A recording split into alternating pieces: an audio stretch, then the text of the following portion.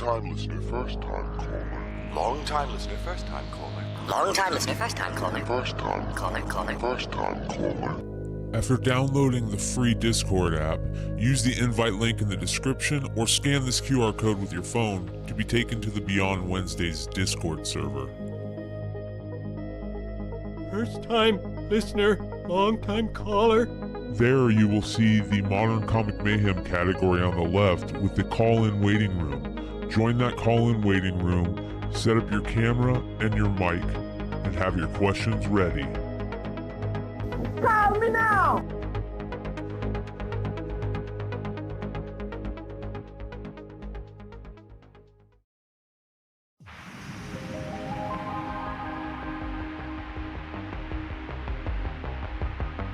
The following program deals with a controversial subject. The theories expressed are not the only possible interpretation. The viewer is invited to make a judgment based on all available information.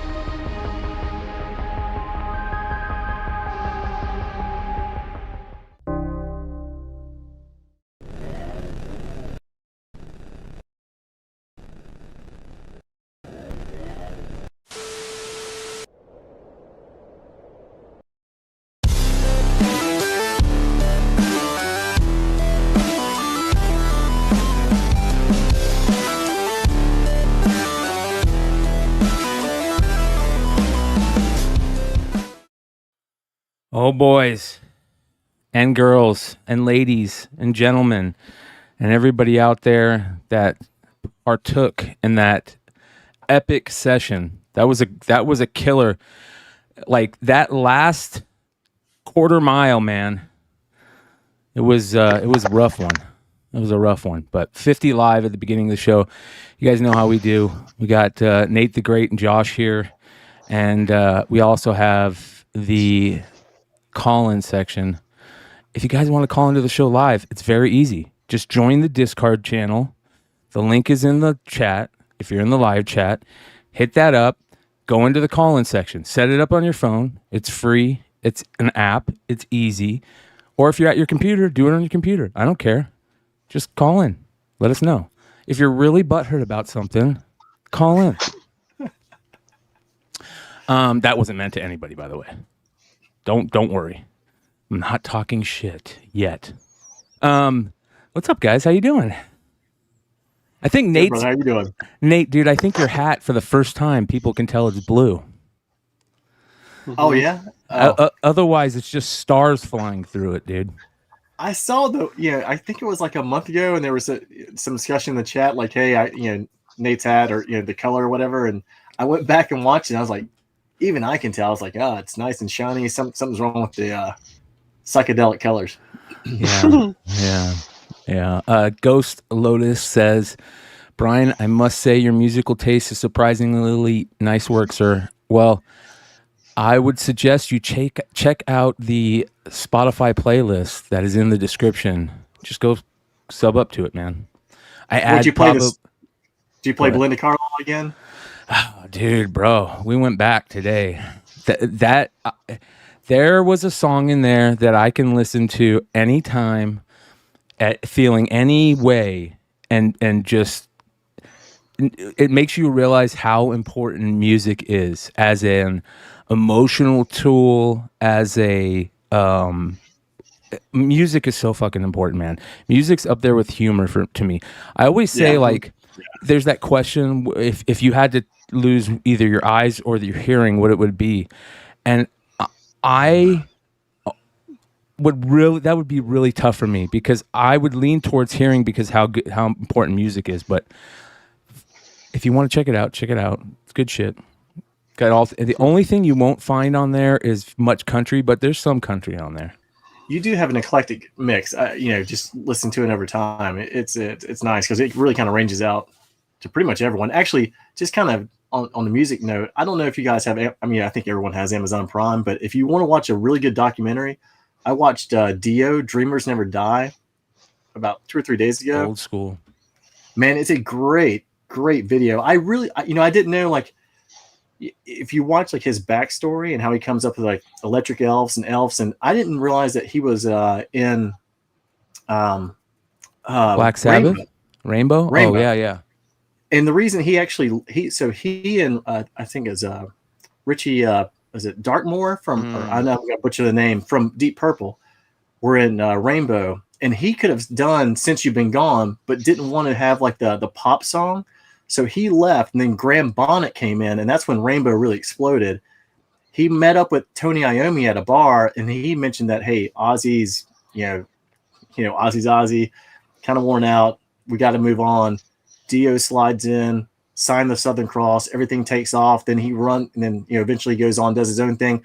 I also didn't realize Vivian Campbell was in Dio, and then eventually he wanted more money on the third album, got kicked out, goes to Def Leppard and all the other bands. A lot of good stuff, dude. Josh, do you have any guilty pleasure cock rock butt metal Blackmore, Camaro hair music? Oh man, yeah. I mean, I feel like a lot of the stuff. No, like I'm gonna probably get a lot of hate for this, but I hate like 70s, 80s, like. Well, that's Camaro hair butt rock. That's no, yeah, like, hair metal, I don't bro. Like any of it. No, yeah, I don't man. like any of that stuff. I hate. Oh my god, you don't like? Go ahead. So disappointing. Warren DiMartino and Rat, Robin Crosby, bro. Comic. Oh my gosh, dude, I don't even know who those people were that you just said right there. Like, yeah. I do want to say I did see a YouTube documentary about. I'm spacing on his name because tonight's session was epic. So, but who was that dude that was the guitar player for? Oh my God, I'm spacing the name. He was in that documentary, that old school metal documentary, and he was chugging the vodka in the pool. Oh, I don't know. Oh, chat, remember? The chat will know because they corrected me right off the bat about Richie Blackmore. So yeah, chat will know. Once they say it, dude, I watched a documentary on him. Crazy shit, man. Crazy shit. Some of those guys are still touring and getting paid and just going from bar to bar in Europe and make a lot of money in Europe, man. Dude, so Wasp. Pantera actually plays... guitarist for Wasp. Thank you, Solo Wookie. Wasp. Yes. Wow. Chris Wookie. something. Yeah, Chris. Yes, yeah. I'm with you, brother. I'm with you. Shout out. So what's left of Pantera plays here in a month? What is that? That's Aaron's band. Oh, fuck yeah, That's bro. Aaron's band's t-shirt, yeah. Oh, nice. By the way, you guys, let's go check out Aaron's band's video. Hold on here. Yeah, you got to do it when he's not in or on the show. Because he'll come in after the Astros game. Yeah. Let's see here. Yeezee, rocking it. All right, hold on. Here we go. I found it. I think I found it. Yeah, I just looking at the chat. Decline of Western Civilization That's Part it. 2. Yeah, Jeff nailed it.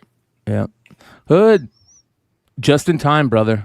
We're going to watch Yeezee's new video. By the way, you guys, this is some like core music, core metal that I've never heard of. Like I don't even know what they call it core. Yeah. Like sludge core, sludge I've heard core, it. I don't know. He talks about it. He's all into that. But you know what, dude? This is pretty impressive. I'll be honest. I already saw this. It's my boy Yee, bro. Let's go. They're going to knock us for a copyright.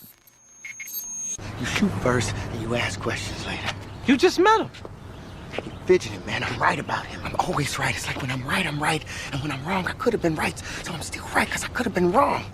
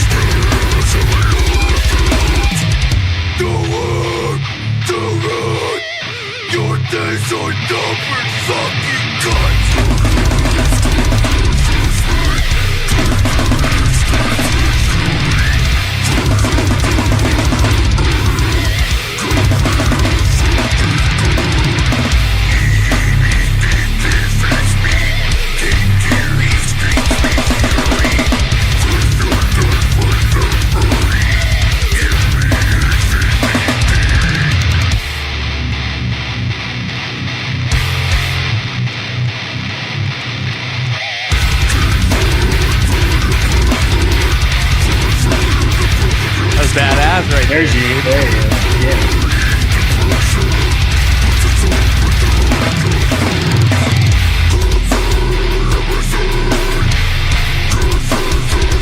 That's fucking badass.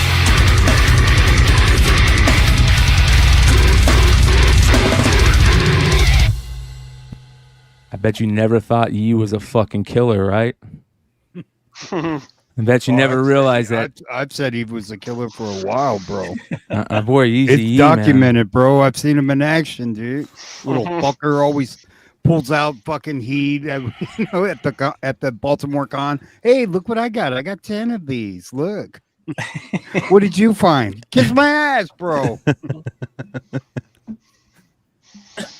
Oh man, what's up, guy? Hey, you see Josh? That was his latest video on Instagram. He goes, I'm always packing heat. You know, he's doing that challenge, and he's in a grocery store. He pulls up Pokemon 10.0. I was like, damn, surprised he didn't have it like. Yeah, if you had it on a chain, bro, that would have been next level, dude. Bro. You would have went viral, bro. You need to get a chain for one of those, dude. You need to get a badass chain for one of those, bro. After I saw that, I go, I want no part of this shit, dude. I'm out. Dude, when me and Aaron started talking about that, I have like, dude, wait till you see these videos I'm gonna do. I'm gonna be in the most random spots. Hey, you get Nate in on that. If Nate gets in on that, everybody's gonna be tapping out real quick. Bro, dude, you gotta take one of your PSA graded Funkos and put that on a chain, bro. Oh like my Flava God. Flav, Oh, dude. man, yeah. Flava Flav that shit.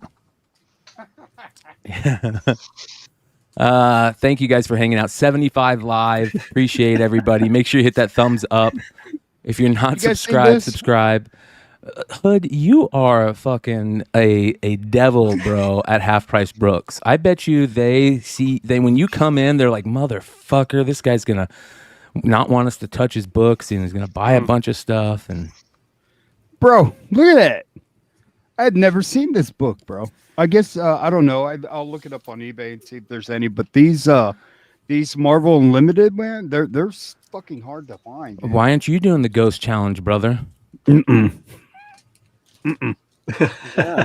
because it'll force me to have to dig out long boxes and shit like that. I ain't gonna do that. I'm so fucking lazy.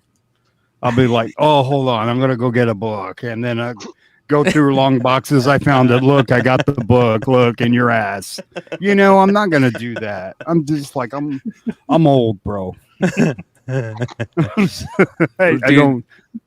Long Short, and Stein. They're fucking perfect for that because they're both kind of like just above that monotone type person. You know what I mean? Mm-hmm. Very calm, and they know things that nobody else knows. You know what I mean? The shit in their head about comics is unbelievable.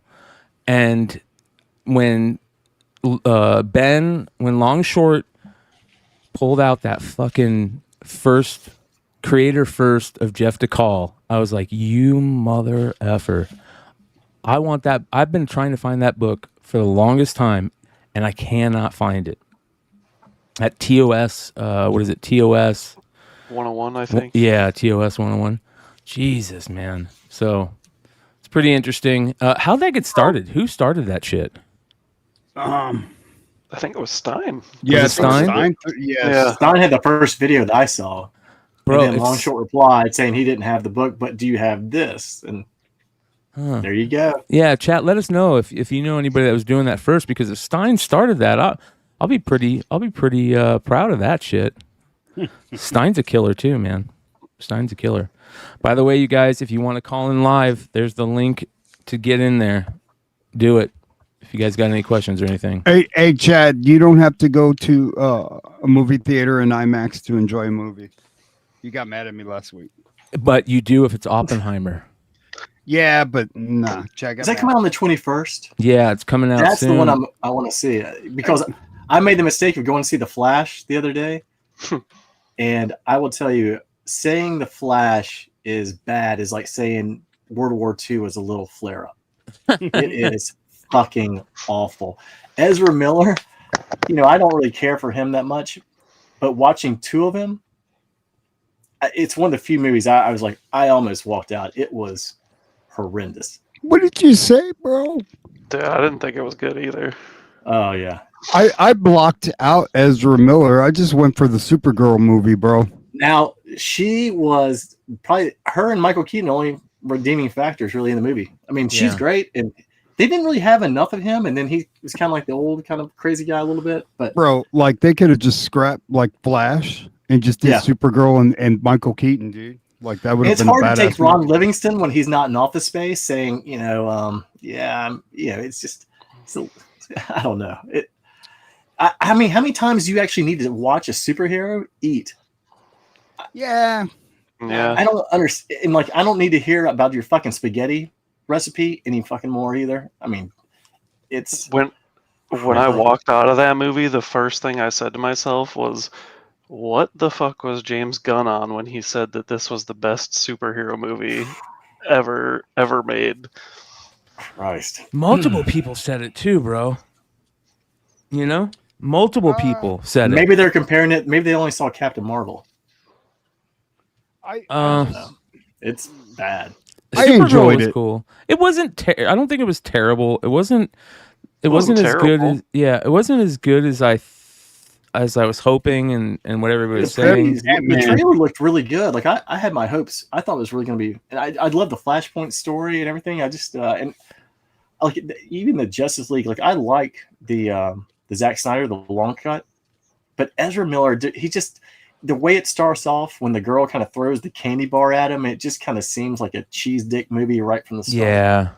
Yeah, I agree. Oh, yeah. The baby part where the babies were falling out of the building, it was so bad. Yeah, dude. Yeah, and it's microwave and stuff. I was just like, it's supposed to be like that. That's what we were told. Bullshit. It's supposed to look like that. When that dog was falling out at the end, that was funny. That was funny at the end. I was laughing my ass off, dude. That was the dumbest thing I'd ever seen. I might have to change those automatic things in the chat, you guys. I'm just testing them out tonight just to see how they work. So if they drive you guys crazy, I apologize, but we'll see how they play out. And the Flash runs like a retard. Yeah. Like, he doesn't even run like the Flash should run. Yeah. I mean, but they did make fun of that in the movie, which was pretty funny. Yeah, for good reason. You know what I saw yesterday, guys? Like, so I'll go down the rabbit hole on fucking YouTube, bro.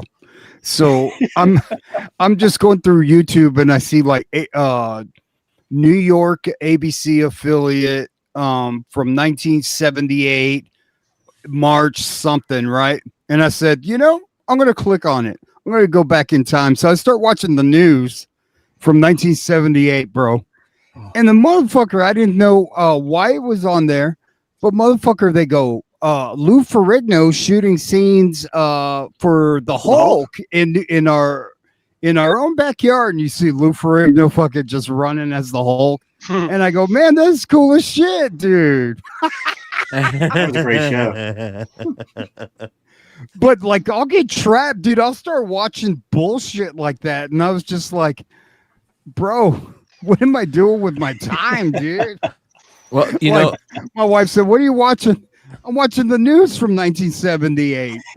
Did you know on March 20th in New York, they had a guy that robbed a bank and they shot him 27 times, and he only had a stapler as a weapon. Did you know? That shit still goes on today. We're gonna staple you, bitch. Give me all the money now.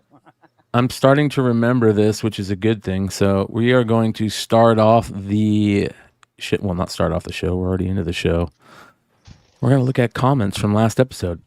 All right, let's see here. Mr. Vanguard says, really good, diverse show, fellas. Enjoyed every minute of it. So this last show was Wednesday night show. Oh, Wednesday. I thought it was Saturday. Yeah, it was Wednesday night show, and we had some fun. Said it was a win for everyone because I actually kept my clothes on because we had a hot mic at the beginning of the show, so they were listening to what we were saying in Discord. By the way, if you guys are watching this on the replay right now, we start every live show with a session, a community sesh, where we just listen to 3 or 4 good songs and bullshit behind the backstage. But then I cut that stuff.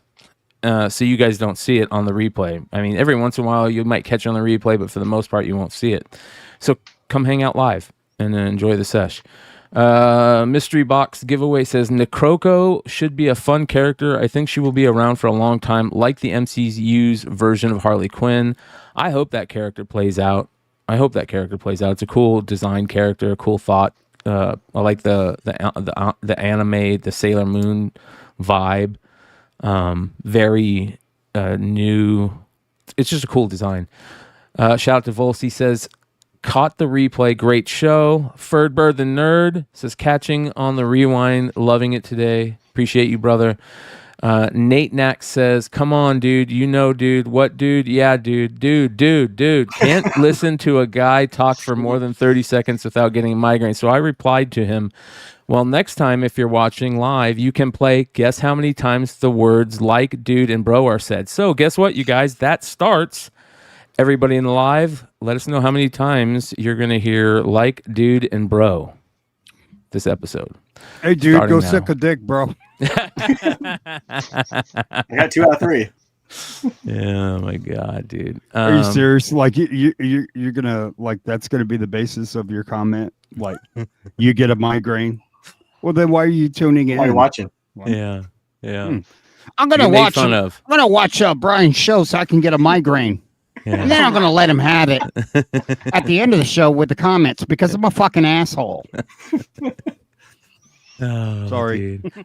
Sorry, dude. Hey, speaking about. I'm sorry. Oh, go ahead, brother. I was just going to say one last thing because I see some of the stuff in the chat. I think everyone's got their opinion of Flash, and I've made mine obviously clear. But I think did you guys watch the TV show? Yeah, the Flash big time. I loved it. The first 3 seasons. TV show.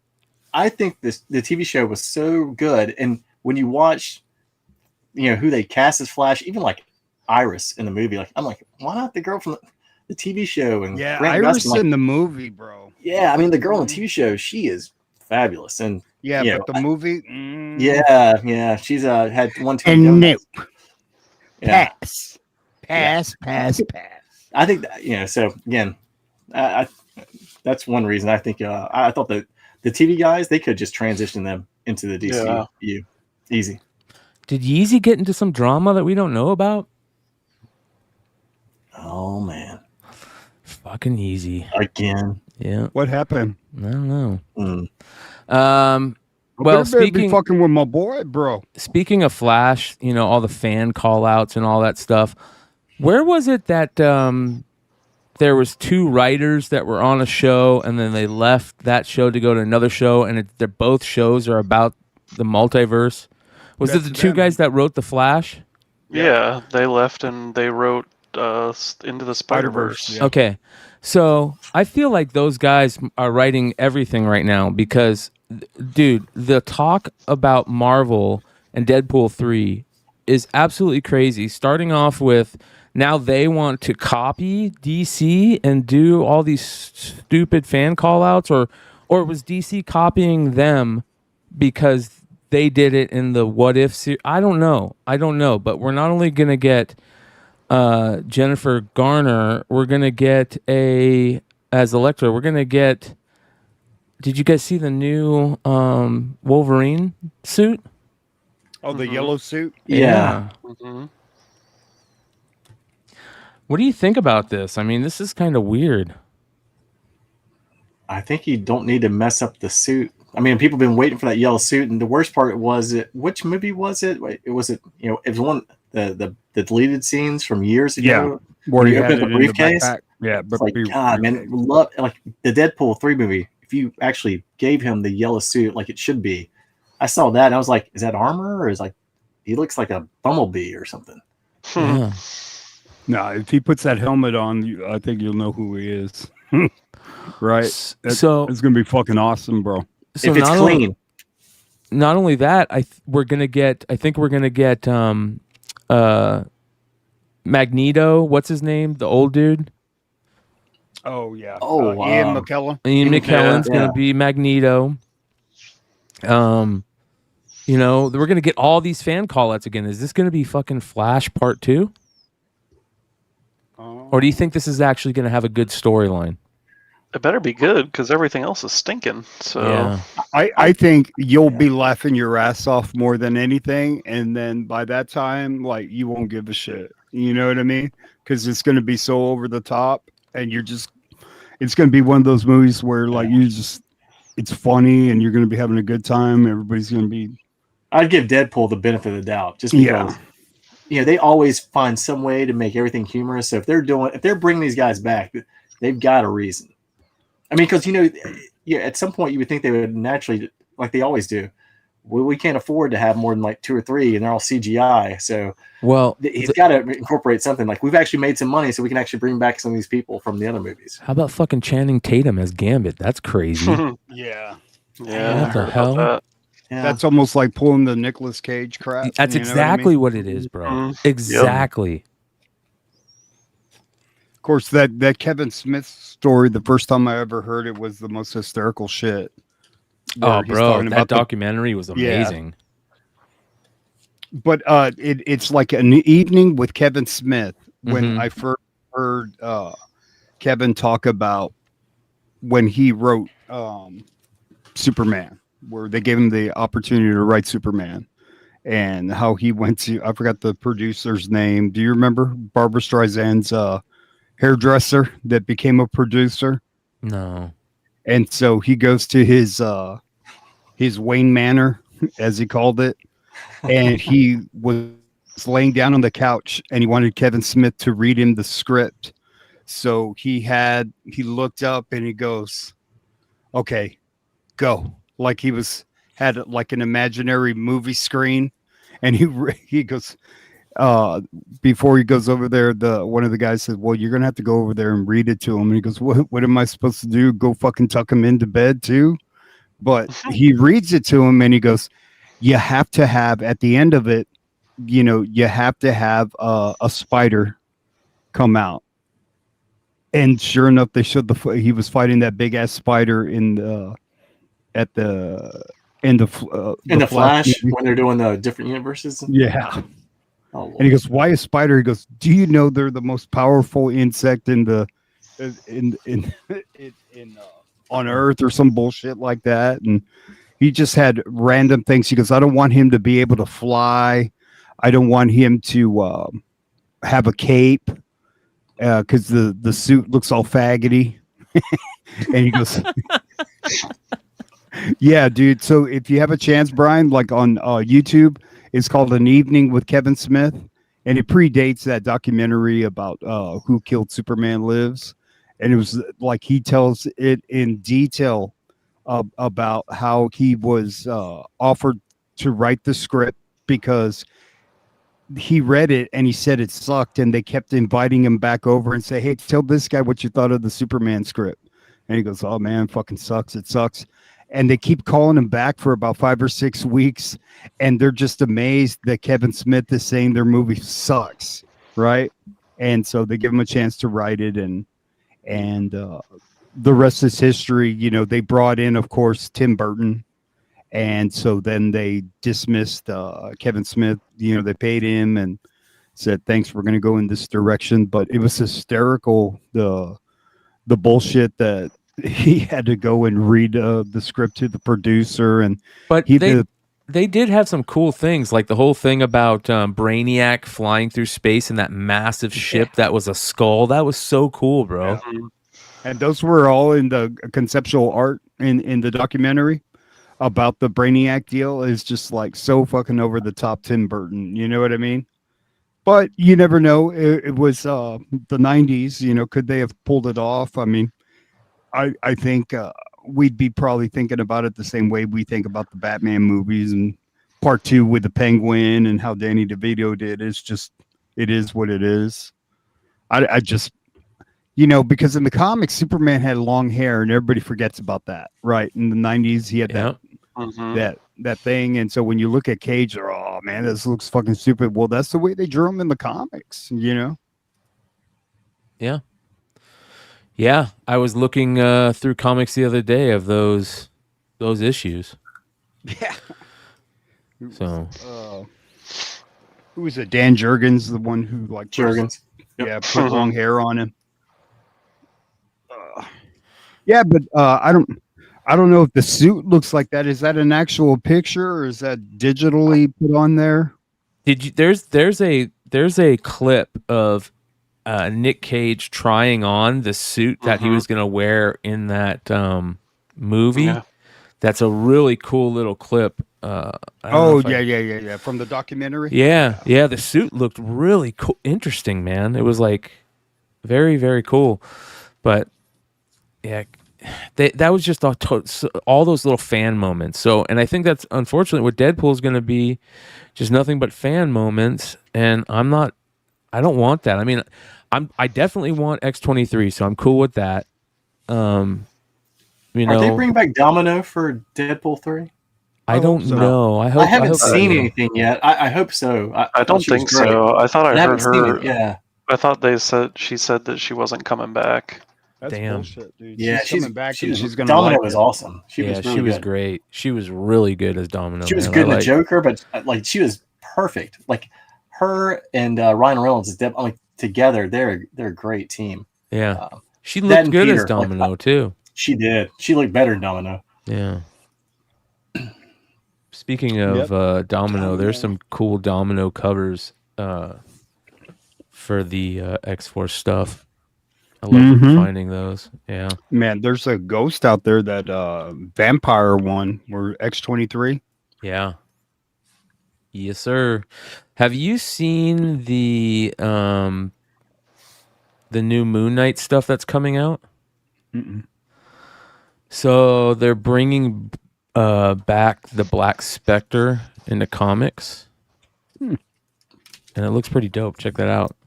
Kind of badass. So, hey, are they coming out too? Yeah. Those were his winches. Yeah, those are his winches. It's a cool looking. I'm the Black Spectre, and these are my bitches. Oh, he does look good. Yeah. All right. Yeah, that's sweet. Yeah.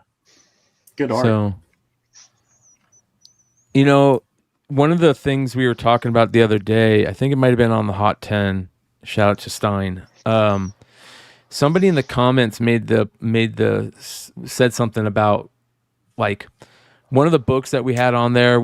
It was gaining a little spec play, getting a little spec play, because the story, it was specking on a comic book story, not a TV show or a movie. It was because, of another story, or the story in the book was really good. And, you really don't see that very often. And I wonder if there's a chance that we might be really going back to that. I know I always talk about it like I hope that we are, but I don't know, man. There is some rough stuff going on in comics right now, and it'd be interesting to see if we're making that play, and that maybe we'll see Black Spectre stuff show up on speculation stuff, because this character is cool and people want to go back and find old shit. They did those guys from Sports Card Radio like uncover something with Jeff Wilson, like that he was like fraudulently he bought $2.5 million worth of sports cards during the pandemic, and then he took a PPP loan for his he's got like a website group or something, an analytics group or something, but all those people that work for that group are the people that created all the sports card stuff too. Oh man, double dip. He double dipped, yeah, and he got like $2 or $3 million from the government, and at the same time spent $2.5 million worth of money in sports cards. So that's kind of, I'm not saying he's, I'm not saying that, you know what I mean, like, but it just doesn't look good. Optics. Fucking optics. Yeah. Again, how important are optics? You guys are making me do it. You're making me do it. I didn't want to get into it this early, but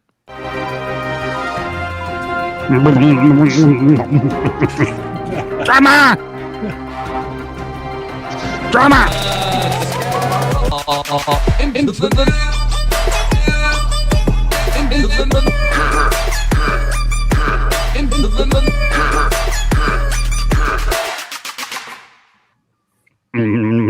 You sound like one of those. Do you remember like those tubes that had that thing inside of it? Yeah. And you like, it was like, that's what you sound like when you do that.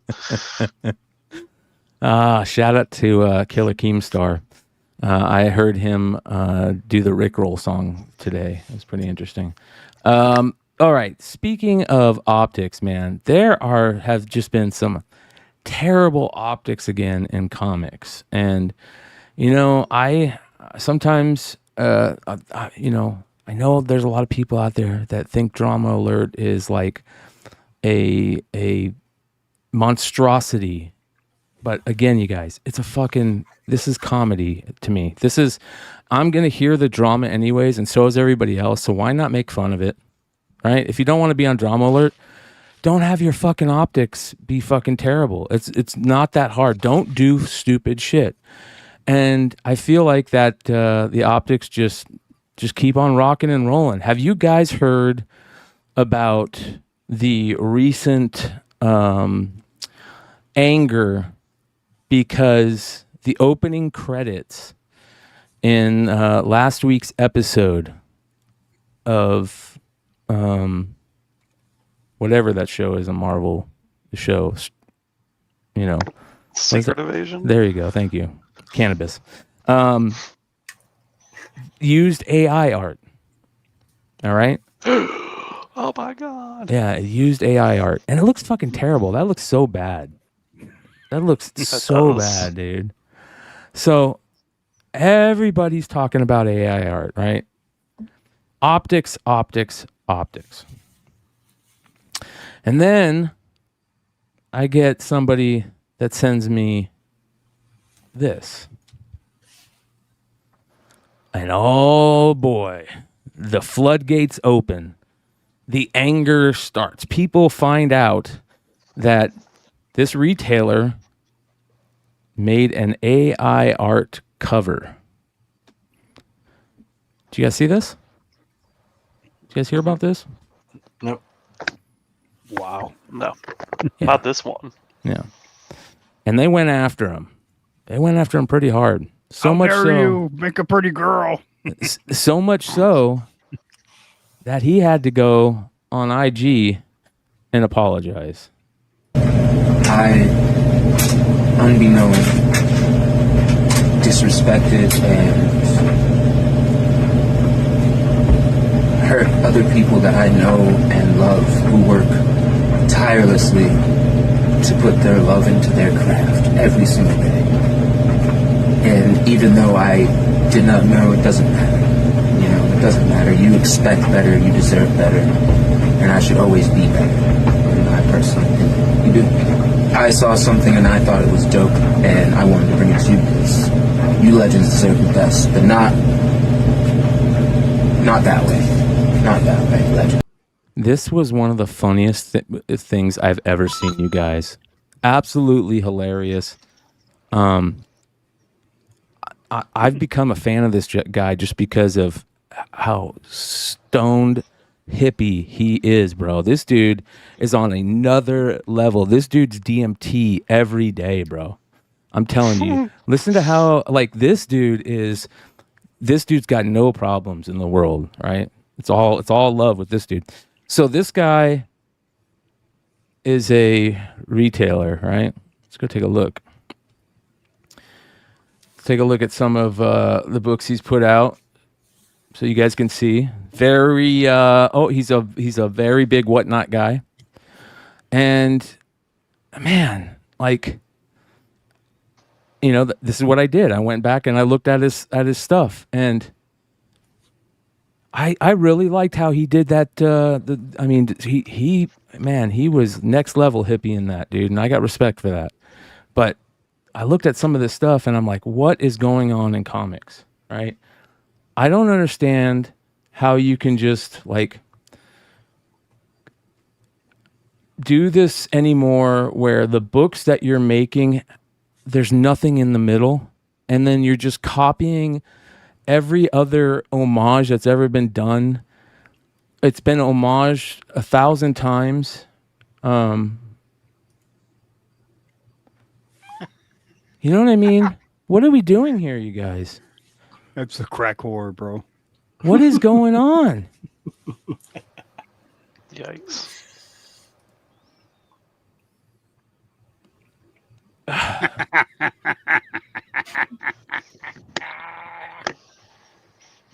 What the hell, man? I mean, that's not actually that bad. Oh my god, dude. But you know what I mean? Like, I don't get it.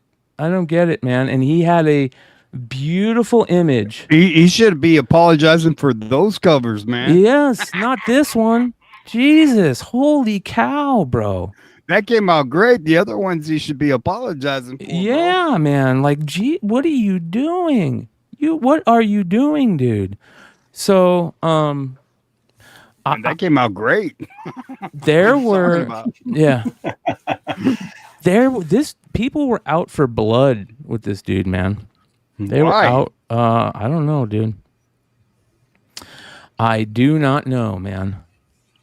Well, so I'm the simpleton of the group, and like if you want to make covers and AI art, make them. If you don't want them, don't buy them. Yeah. If you like them, buy them. Yeah. I don't quite get all the rampage, but let's take a look at some of the. Oh, go ahead, brother. No, I was gonna say that dude's an idiot for apologizing. I was just gonna say that. I agree. By the way, dumbest thing to apologize for. But you know, if you want people to buy your book, you get out there and apologize for the AI art, knowing that art is badass, and then people are gonna be like, "What the fuck? I'm gonna go get that cover," because that's what I'm thinking. I'm gonna go buy that cover. So that's why you come out and apologize, so you get more traction and more views. More views. It's genius. More clicks. Yeah, I'm sorry. I made this badass cover out of AI art. By the way, it's limited to $1.99. Get it now. Yeah, no shit. It's a genius move. Well, I don't think it's authentic. I really don't think it's authentic at all. It's almost like what's his name? I don't understand the language and why people think foreigners are a thing or whatever. Sosa? No, what's his name? Reggie. That whole thing. That whole we got more Reggie coming up, brother. Oh yeah. Yeah, we got more Reggie coming up. But so this is respectfully, you guys, when I say like he's super next level hippie, the reason why I say that, and that's respectfully, you guys know me. If you guys have seen Bogcast, like I'm cool with the hippie shit, man. But this is why. Check out how he starts this apology. Beautiful humans. My name is Bloodhaven Knight. I hope you're having an amazing Saturday. And I just wanted to say first that I love each and every one of you. And you are all beautiful humans if nobody told you that today. Told you. Bro, it sounds like Prince. Right? All right, so let's read some of the comments. Morpheus Multiverse says, "We love you. You are the most genuine, caring, and selfless person I know. We're all human. No one can judge us lest we judge ourselves. It is honorable and brave to put yourself out there like this and own what you do. That's why you are a bigger man than most. You legitimately care about everyone in this community village of ours, even the ones who might just..." All right, so Farside says, "That's definitely a solid message, and I thank you for owning and making it right. We love and support you always. Da da da da da da da." Where's fucking Decor, man, when we need him? Huh? Say his name 3 times. Say his name 3 times, you guys. You got one. Is that a thing? Like I'm gonna have to, you know what? He's like guys? Beetlejuice. I'm telling you, you say it 2 more times, he will show up. Yeah. You know, like I'm gonna come out, Brian. You know what, guys? I have to confess, I'm such a terrible person. I actually thought about buying some AI art the other day, but I didn't do it. But I thought about it, and shame on me for thinking about it. Sub up, please like and subscribe. Redhood. Need to go repent. Decor is on the case, man. Someone tried to pull a fast one over on people like they learned from their whatnot buddies, then quickly found out real members of this community aren't going to fall for it and took it down. And this was the comment he put on there. That's why we didn't see Decor's comment on there. He says, but what happened to your exclusive AI-generated Spider-Woman cover or Spider-Gwen cover? You play stupid games and learn from the best. Ooh, that one's a little rough, brother. To try and rip people off. Well, welcome to the world of winning stupid prizes. Try to con folks with quick cash grabs, proving you have no talent or skills at selling. Like I'm sure you've learned from your whatnot friends. Well, real people see right through that shit. Enjoy the burn as you roast in it. Jesus. Decor is the Candyman, bro. Bro, he's the cops, bro. He's the Candyman, dude. But let's be honest. We shouldn't be roasting him. That was beautiful art, man. That was beautiful art. But this, man, we should be roasting him for this. What, killer Care Bears? How many Care Bear covers does he have, actually? Because I've just noticed that there's a lot of Care Bears. If you like Care Bears. Oh, fuck. Jesus, dude. Crazy. Fucking crazy. Max Tunes. I don't know what that is. That's actually kind of cool. I don't know. I don't know what to think on this, you guys. Do you guys think that... You know, if I had a buddy, hey, what'd you pick up at the con?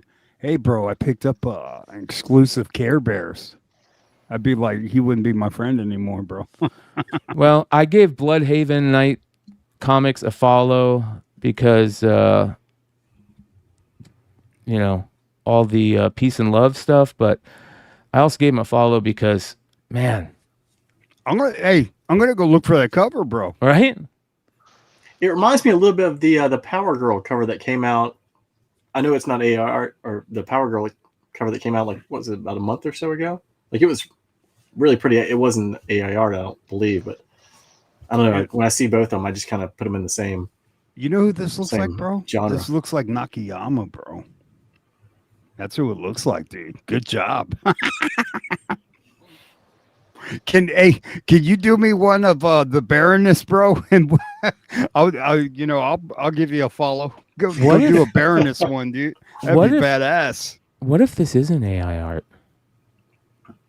Well, he wouldn't apologize if it wasn't, right? Yeah. Mm-hmm. He wouldn't apologize.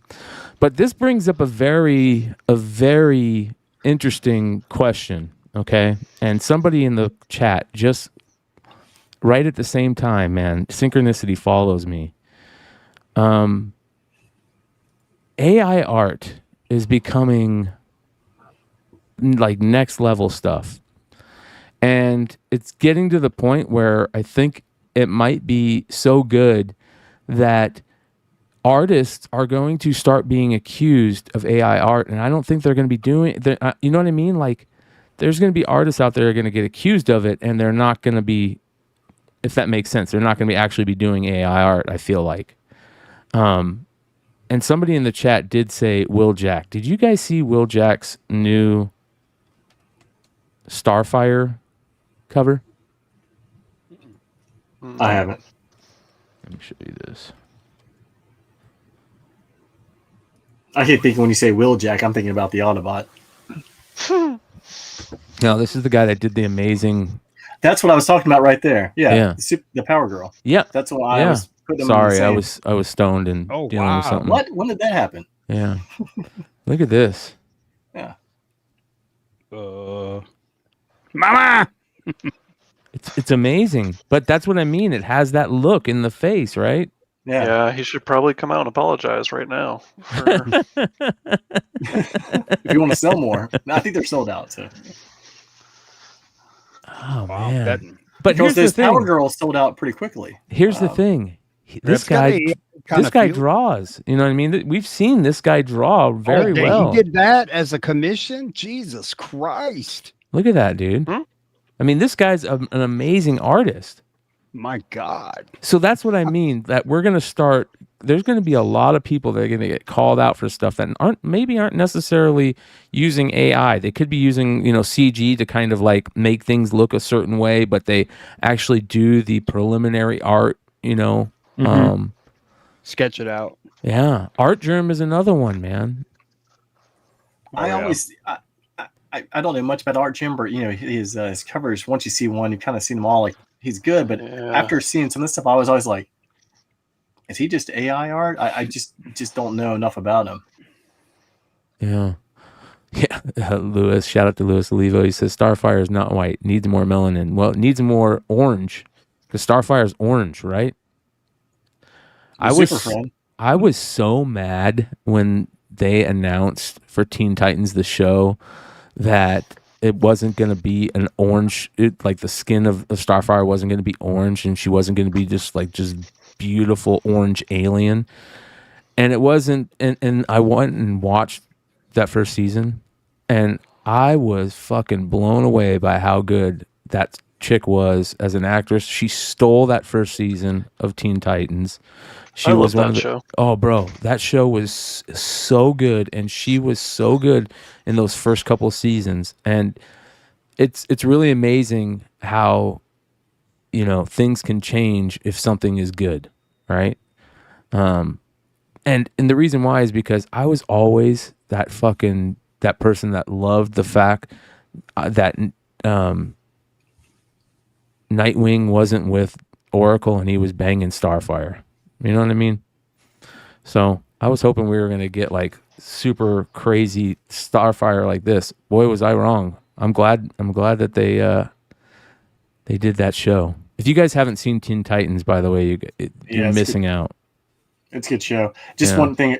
I think James just puts it in the chat that Will Jack. He's seen him do a remark. He's like he can draw, and he's going to be at SDCC. You ought to check him out if you're there. Yeah, he sure is. Yeah, cool.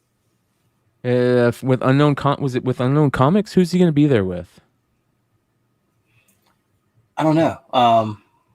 Let's see here. I think it's Unknown or somebody. Jeez, look at that. See, he's an amazing artist, man. Yeah.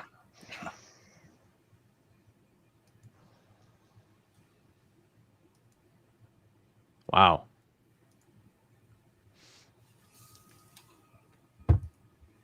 Wow. I mean, that's badass too. Anyways, so I got off on a tangent. But the drama about this is interesting, and it's the reason why I wanted to talk about it. Is there people that are in on the Discord? I need to bring the Discord up so we can hear it. There we go, just in case. All right. Yeah, I got to poll up, you guys. I want to know what you think about AI art and that type of stuff.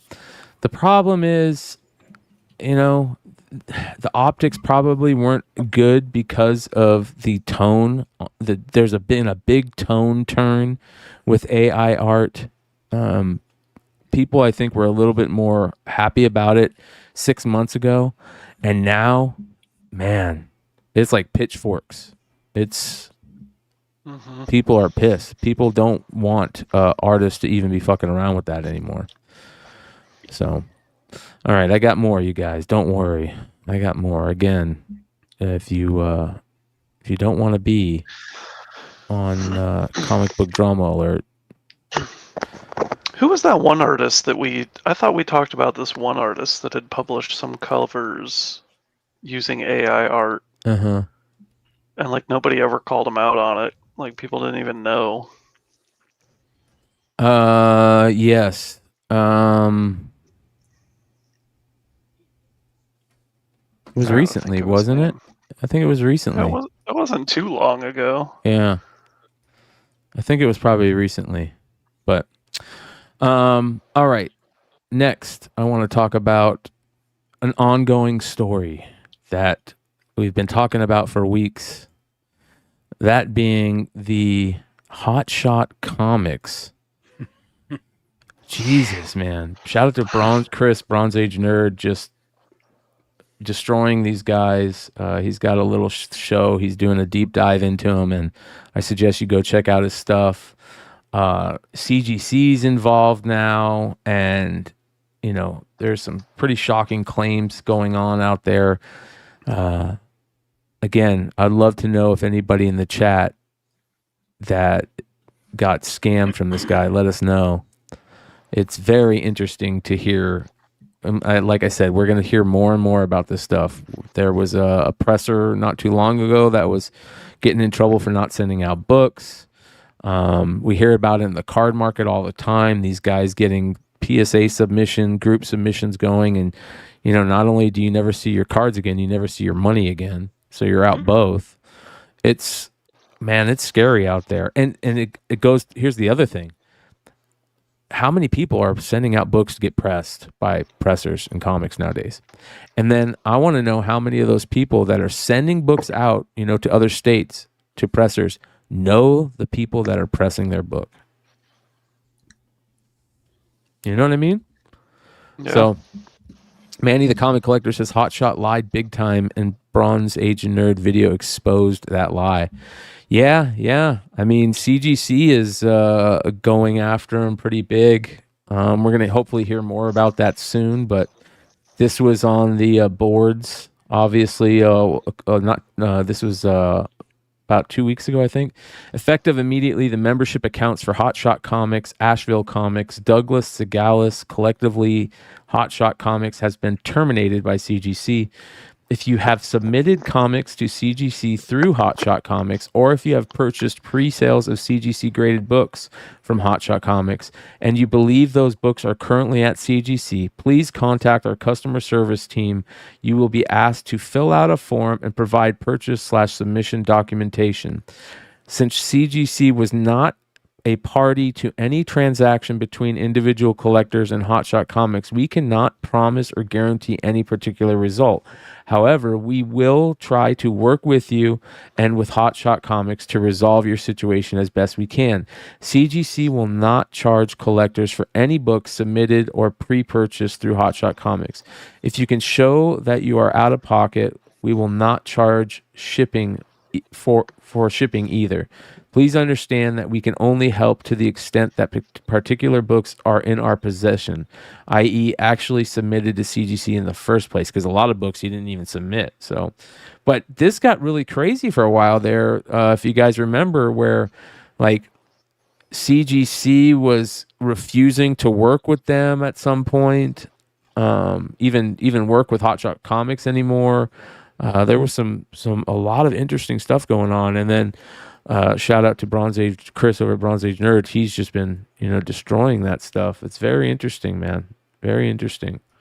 So a lot of scammers.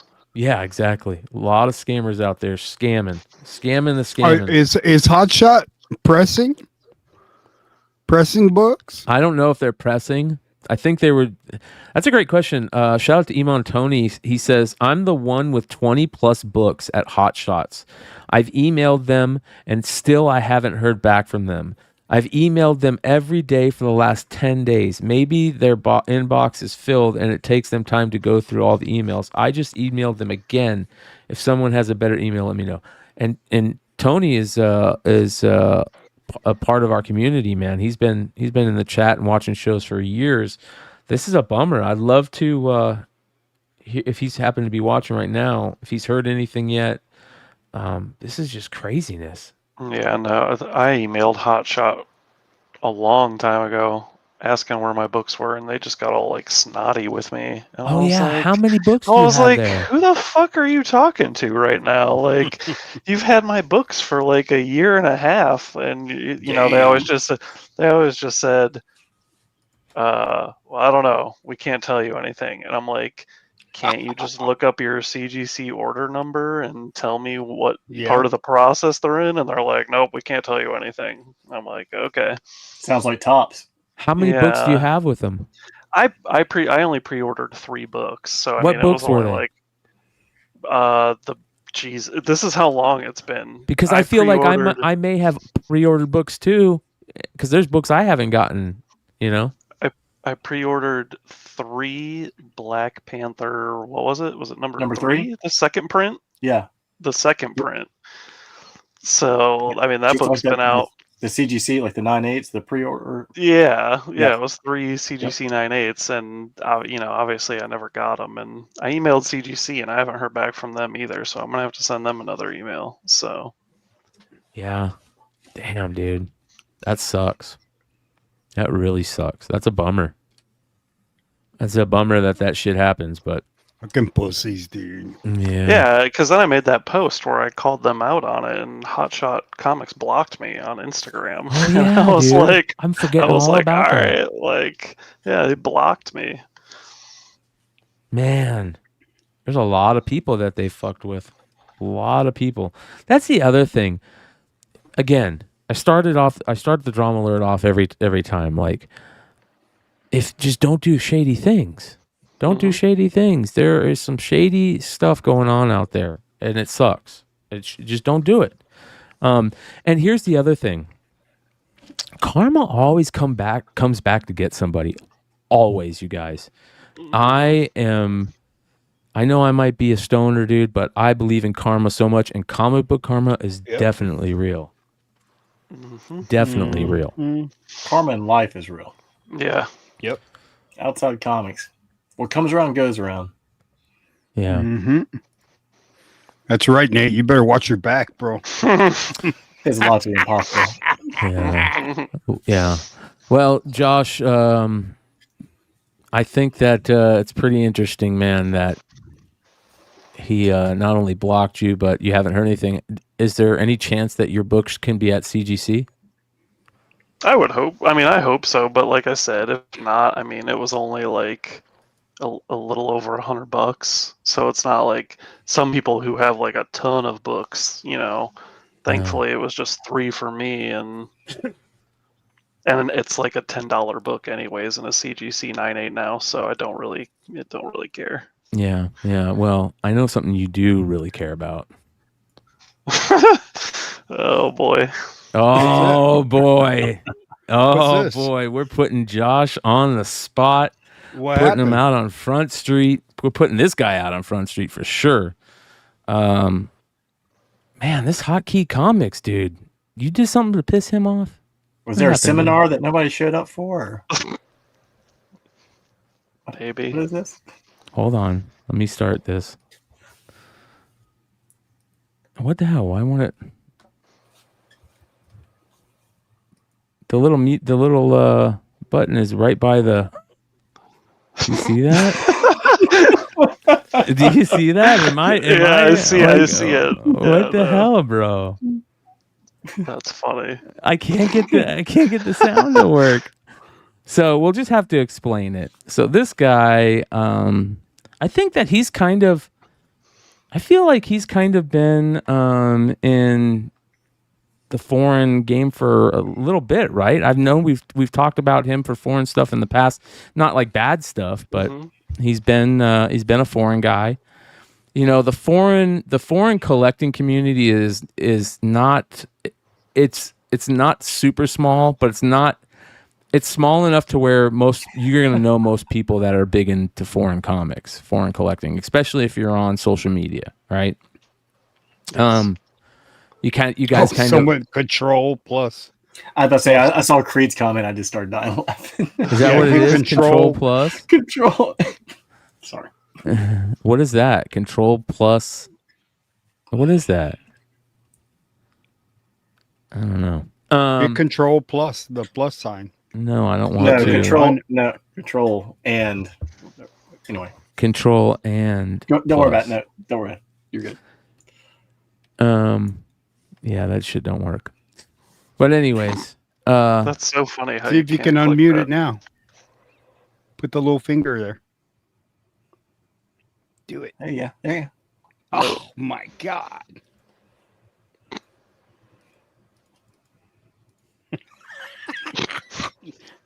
Video has no Video has no sound. sound. Oh, that's weird. I wonder why they Jesus. took the sound out. So, anyways, this guy went to a con and set up a panel about foreign Did comic people books. forget about it? 'Cause Well, no hold one showed on. up. Yeah. Well, 2 people showed up, but and this guy filming. He did a panel about foreign comic books, which was sweet, dude. Hell yeah, man. But I remember listening to this, and I feel like the whole damn panel was complaining about one sale, one book, which just happened to be your sale and your book. Correct. Am I wrong? Am I right? No, you're right. No, you're Yeah. right. He did a market manipulation segment of his foreign talk, and the market manipulation was about one book, and it was my book that I sold. I don't even over a year ago, at least a year ago. I don't know. Is there you go. 1/8/2022. Yeah, right there. So he was pretty much just saying that this was a fake sale and that I'm a bad apple and I'm manipulating the market. So that's why I posted. I don't know anyone that lives in Los Angeles, California, so it's real. Yeah, man. That's crazy, dude. That's super interesting, man. Yeah, it's a long story. We'll get into it someday, but yeah, it's so crazy. Like I feel like I'm a pretty nice guy, but there's like a couple people out there that just want A couple's right. hate. Literally, a couple. Yeah. There's the only ones listening. Well, I'll say this, man. There's a really weird thing that'll happen when you deal with petty people that, like, there's people out there that they hold a grudge, and they hold a grudge so deep, and then they'll create like a team of grudge holders, that think that this grudge is justified, because they're only getting it from the grudge holder, and it becomes kind of silly. It becomes really silly, and for the most part, whenever that happens, I seem to there seems to be this thing where those little, the grudge holder sends it to the grudge holders, mini grudge holders, and the mini grudge holders finally realize it, and they end up being like, what am I doing? This is so dumb. This is so stupid. And they feel like idiots. I see that happens all the time. And I feel like it happens big time in this 40-year-old man baby hobby that we call comic books. And, unfortunately, you just kind of when Josh bought that, he sent me on October 27th, he sent me pics of everything on that book. Oh, you're talking about the Spider-Man book? Yeah, the one that you manipulated the market on. Yeah, dude, that's all I do, baby. That's all I so, do. Yeah, is he saying he sent me pictures of all the defects on the book and everything, and so I'm looking like, what the fuck is this dude talking about? Like, yeah, there's a few people out there, that guy included too, that think that sale was fake, and I'm like, that's why I posted the idiot. PayPal bank transfer to my bank account for $32,000. I'm like, I don't know. Are you sure? Are you sure about that? Yeah, man, that's weird. Like, Josh hit me up. He goes, dude, like, I just scored, and I'm like. He also said I deleted my eBay account, and I'm like, my eBay account is linked at the top of my Instagram profile. Like, you can just go to my profile and go straight to my eBay. It's not deleted, I promise you guys. It's still there. Yeah, I mean, you should have sent it to me to press it. I got you a fucking 8, dude. Dude. But it is what it is. Yeah, I can't complain. No, it's all good. Because at a 6.5, you still did better than somebody that got an 8.0, right? Yeah, but that was so timing is everything. So the quicker you got that book out there, well, knowing everything, because the reason, so that book was at Comic Connect, and it went for I think $24,999, because on Comic Connect to bid over 25 grand, you have to like get special permission That's to get from you them, approved. Yeah. and people didn't know that. And then when it came down to like the last minute, and everyone's bidding on it, and it just stopped, and they had no idea that they had to get approved to go higher than that. Yeah. So it would have went higher. That makes no sense. You need special permission. There, a lot of auction I sites approve. these days like that. They don't let you know like where the thresholds are, and it's not until you actually try to put a bid in that you get. It just doesn't go through, and you can't figure out why. And you've got to call a number and go through customer service to figure out, hey, you have to be approved for a certain bidding level. It's like, and at maybe that you should point, have it was made that too late. very obvious at the beginning. Yep. Yeah, man. That's another weird thing that seems to happen a lot is people don't believe things like, oh, that didn't really, like if you had that was a big story, that sale, dude. That sale was a big story. People are bored or something. No, it's jealousy, bro. I think it's jealousy, man. And I never That's all thought it that is. before. But then I was like, I don't, you deal with certain things and you see certain things as you get older, and the way that certain archetypes of people's disposition and stuff, and there's certain archetypes out there that they seem to just do the same shit over and over, and it's those grudge holders. It's those petty grudge holders. I mean, people just need to, like, I forget who I was talking to and what I said, but I was just like everything that I did over the past, like, year, a little over, maybe like a year and a half, like, I busted my ass. Like, busted my ass. And I set a lot of sales records.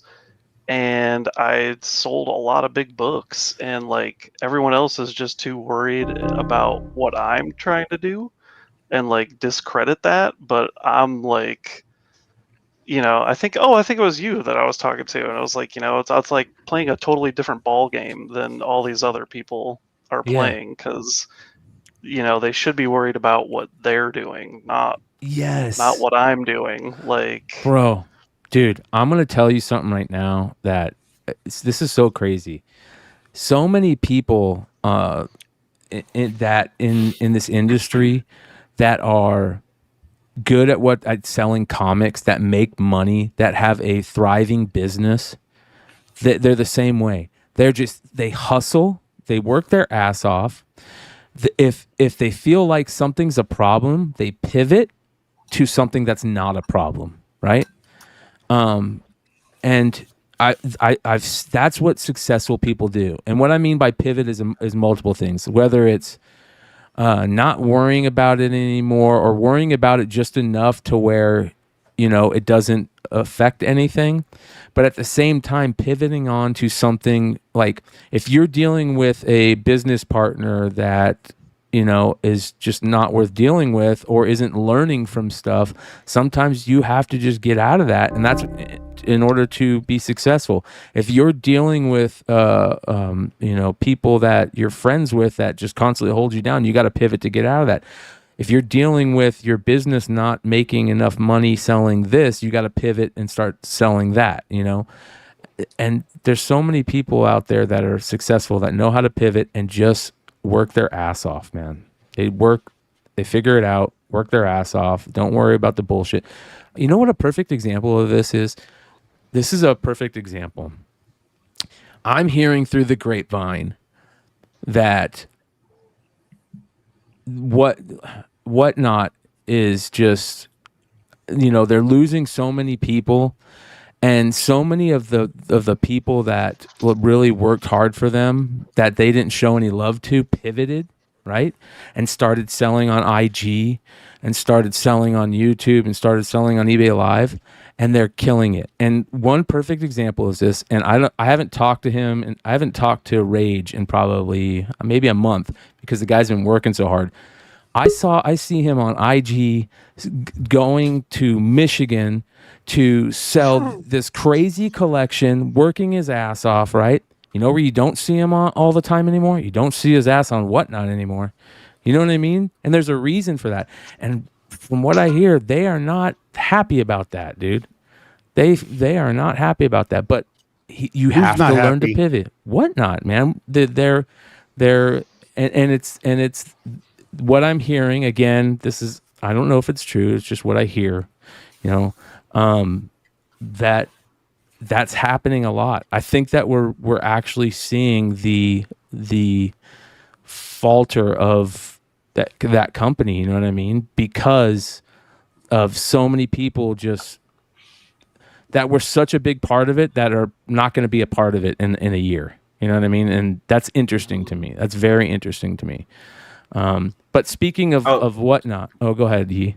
Wait, do you think a lot of people are like, if their contracts are up and stuff like that, they're considering, or they might have even been approached by eBay?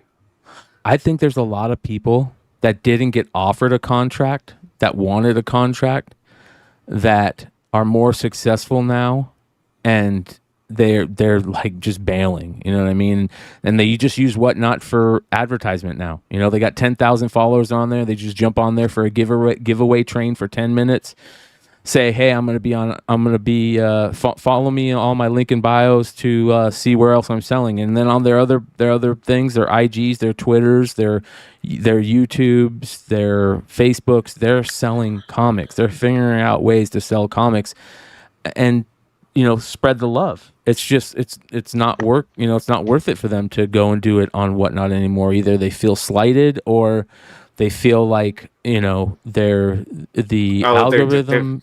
Or they're not getting the market value and stuff like that for the items. Yeah. There's a lot of unhappy people behind the scenes, and you know, it's very interesting. It's going to be very interesting, and that's why I always say that I think San Diego is going to be very interesting because, you know, it was such a different outlook last year. I mean, everybody was so excited and looking forward to the future, and like the future was great. And it's just not that way, and it just doesn't feel like that anymore, you know. But you know who does feel that way? Those fucking hustlers, because they're killing it. You know, they're killing it. You know, they're making $5,000 a week selling books, but they're doing it because they know how to. They know to hustle. They got great inventory, and if they don't have great inventory, they figure out how to get great inventory. And what do I mean by great inventory? What I mean by great inventory is great, you know, keys, I'll be honest, the great inventory is not this. This is from Haven for Heroes that just put this out. I saw this on IG. When I wouldn't buy these books, customer just left them. So somebody came in and said, hey, do you want to buy these books? And Haven Hero was like, no. And the customer just left them there. You know? Wow. Awesome. Yeah, and then straight to the dollar box it goes. Yeah. Damn. Yeah. It's crazy, dude. It's super... Well, I mean, he could always sell it on Whatnot too, probably. So no, you can list it on Whatnot for what, $1? No, list it. Yeah. I don't know if this is a big deal, but I've also heard that like you could buy all these books for 60 cents in a diamond dump. You know what I mean? So, but would you want to waste your money on that? What is Dennis's comment? So are cheap fire starters worthless? It's worthless. Oh, hashtags. So rare it's worthless. That okay. Oh yeah. It's very interesting, but I do want to say something because and here's another thing. There's a lot of people that maybe just don't watch the whole thing because even though we talk a lot of trash about, you know, how kind of Whatnot has done things with their variants, we still give respect on the cool things that they do, right? I don't care what anybody says. having well, listen, I'll give respect. I shouldn't say we. I'll give respect, right? I don't care what anybody says. Having a comic book character named after you and a comic book named after you, I think is cool, right? And I don't care what anybody says. JPG is a respected dude. He's a cool dude. He seems very nice. Everybody loves the dude, talks great about the dude. And I just kind of feel bad because I think he was maybe in the wrong place at the wrong time, or the right place at the wrong time, however you want to put it, where, he just did it through Whatnot. And that maybe, but I don't know. Because he pitched the book to me like to have a variant and stuff like that, and like I honestly just did not have the capital to do my own variant for it, and I was like kind of like not even really considering to buy into something like that. But I mean, like it's kind of cool to see like someone get to fulfill their like lifelong dream, right? Something they've been developing for, I don't know, he said like 10 years or something like that. Fucking A. Like, yeah. So, I mean, because like it takes a lot of guts to put yourself out there as like as an artist, or as a, in this case, a writer, to, tell a story or whatever. Especially if you've been around the industry for such a long time, to like, I guess cross that path, right? Yeah. I think it's super cool that they were able to come up with an idea, and having your comic book made is always cool. It's always cool to see comic book fans actually get the comic book made. We talked about Swag the other night. I got my Kickstarters from Swag. I love what Swag is doing with his story. It's very cool to see that. It's very cool to, like he said, to see them finally make it. And you know what else is very cool? Check this shit out. Shout out to JPG. Congratulations on getting married. And then one of the wedding party favors, according to Mr. Bolo, they had a small print run of these done. It looks like Tyler Kirkham did the art, but based on the Big Booty Gwen wedding issue. I mean, that's pretty damn cool to have that as something you just did for your wedding party, That's kind of cool. You guys don't think that's cool? Am I wrong? I think it's pretty cool. I would love to be at a wedding and be like, hey. Yeah. I like that. I like the concept, the idea. Yeah. But I don't like which cover they decided to use for this particular. But it's a wedding issue. Yeah, I mean, yeah. That's why. They're not going to use the other Big Booty Gwen stuff. But inside, the wedding really doesn't happen. Like if that was the cover and you actually had like who the groomsmen and the bridesmaids and then the families, like I think that would actually be a really cool not invitation, but that's the character that JPG is that JPG's character bases after, is that character right there. So which one? And the one on the right, the one that he stole from Saga. Yeah, I knew somebody was going to say it. Yeah, but that's super cool, dude. And he's getting married, and to be able to do something like this, to make this cool little party favor, this little gift that you give around to your friends. There's a ton of comic book fans there. It's gonna be that's just a cool thing, man. I'm super cool. Yeah, because usually with weddings, you get kind of the same stuff over and over again, and stuff that you would never like or never use, and you just kind of get rid of it. So at least that stands out. And if you like comics, it's fucking fantastic. Well, I've definitely seen it before where groomsmen have given their like best, their best men or whatever, like PSA graded cards and all that. Yeah, that's cool. Where something. I've never seen that. I want to be in that wedding. Yeah. all I know is fucking Bolo owes me a couple of fucking comic books, dude. You know what I mean? Like the motherfucker promised me them foils. I wouldn't. And they were going for $1,200 a piece. I wouldn't hold your breath on that one. No, I'm not. But like, I'm gonna hold my grudge. Yeah. You know what I mean? Like, but I mean, basically, he took $2,000 from me, dude. Right? I just saw this, dude. Holy shit! Right, he promised sticking up for America. Well, he promised you books or whatever, and then like he didn't deliver. That's right. He promised, and he lied. It's very cool that he got to do what he got to do and make this book, but it's a shame that they're worth about 50 cents because the publisher printed it into oblivion. Yes. Yeah. Yes. It's crazy, dude. It's so sad. That's the saddest part, man. That's such a bummer. And guess what? You know what? Other crazy stuff that I'm hearing behind the scenes are that not only is that falling apart, but so is there's some weird things going behind the scenes that we're also hearing, and about the publisher and people involved with the publishing company and the variant game that they were doing over there. And again, I don't know if that's because how people were spending their money or if Whatnot was not seeing as many sales as they were.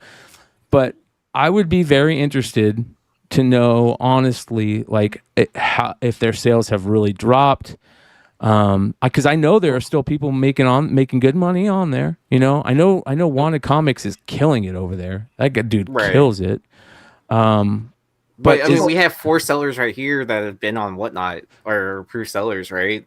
Yeah. When was the last time any of us have been on to sell something for Whatnot? 3 months ago, probably 6 months ago, probably. I don't know. About a year. I think I did a couple shows in January. Mm-hmm.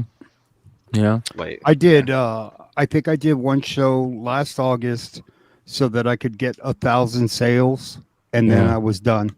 So, like, if you go look at my Whatnot, you see 1,000 items sold, and that's where I stopped. Did they upgrade it to Marriott when you hit that silver elite level, or when you hit the 1,000 sell point, that's when you that's when you qualify for the early payouts, and like that's when you unlock all the. That's actually when you get the books you wrote.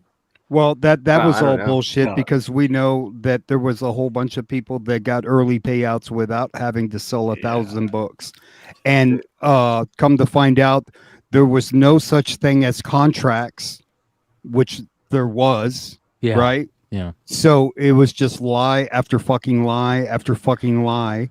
Well, and people that they liked, they hooked up, and people that they didn't like, they didn't hook up. So. And I'm not saying hook up, but give us an opportunity to play on the same playing field. Yeah. You know what I mean? So yeah.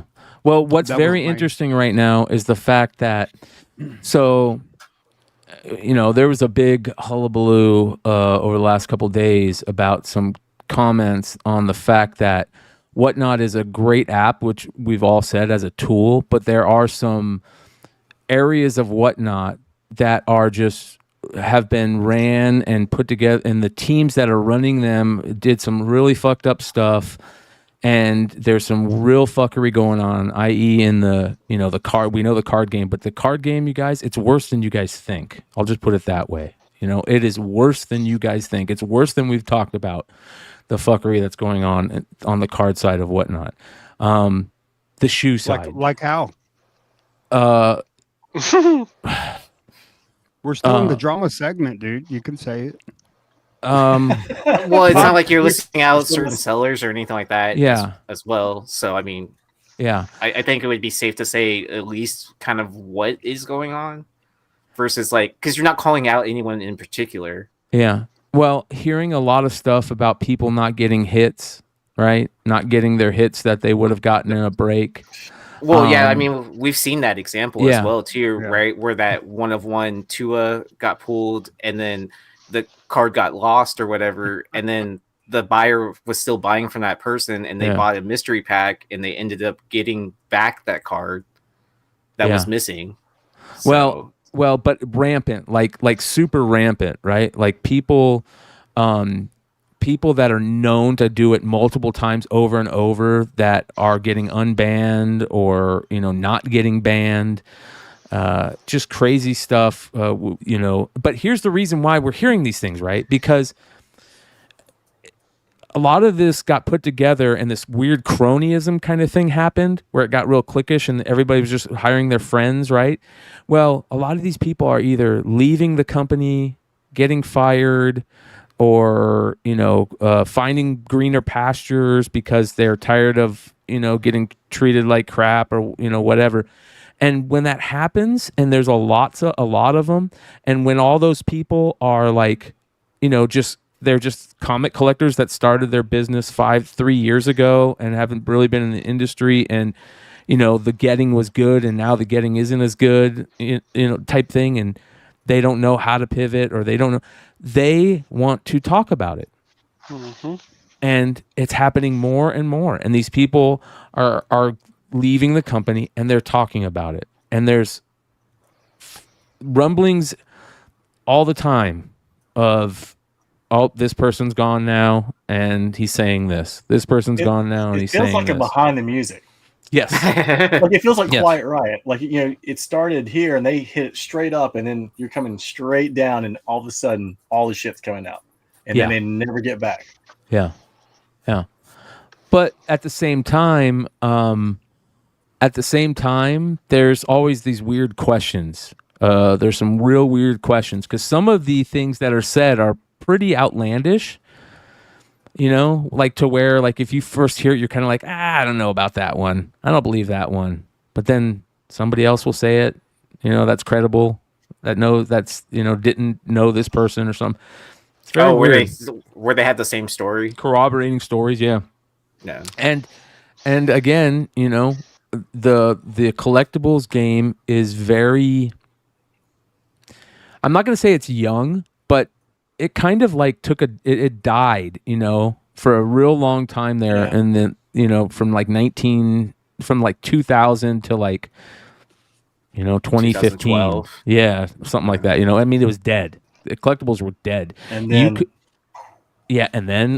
just like Nate said, it went. I'll say this. I thought I was going to regret selling that Ovechkin rookie because he was going to break the record and it was going to suffer. I am so damn happy I sold that Ovechkin rookie, dude. I am so damn happy. Well, what do you think Vinny thinks about selling? Well, that's a different story. That's a different story, dude. That's a different story. We're talking about. I was going to say, I don't have the SP Authentic, but I'm still sitting on my Ovechkins, just waiting to the lead up. But you know what I mean? You're right. I mean, you did very well. And the thing is I think your card's still at a high point for that card. By way the high point. And it's not even close, because you can look at the eBay sales for those cards and it's not on that plateau at all. Yeah. I'll be surprised if that card sells for over $40,000 over the next ever. I don't know about ever again. It depends. Like if he breaks the record, there's always a chance that it could, but I was worried it was going to triple in money, People had cash. Yes. People had cash. Okay. Well, here's the question then for you. Would you buy back that card at the prices they're selling now?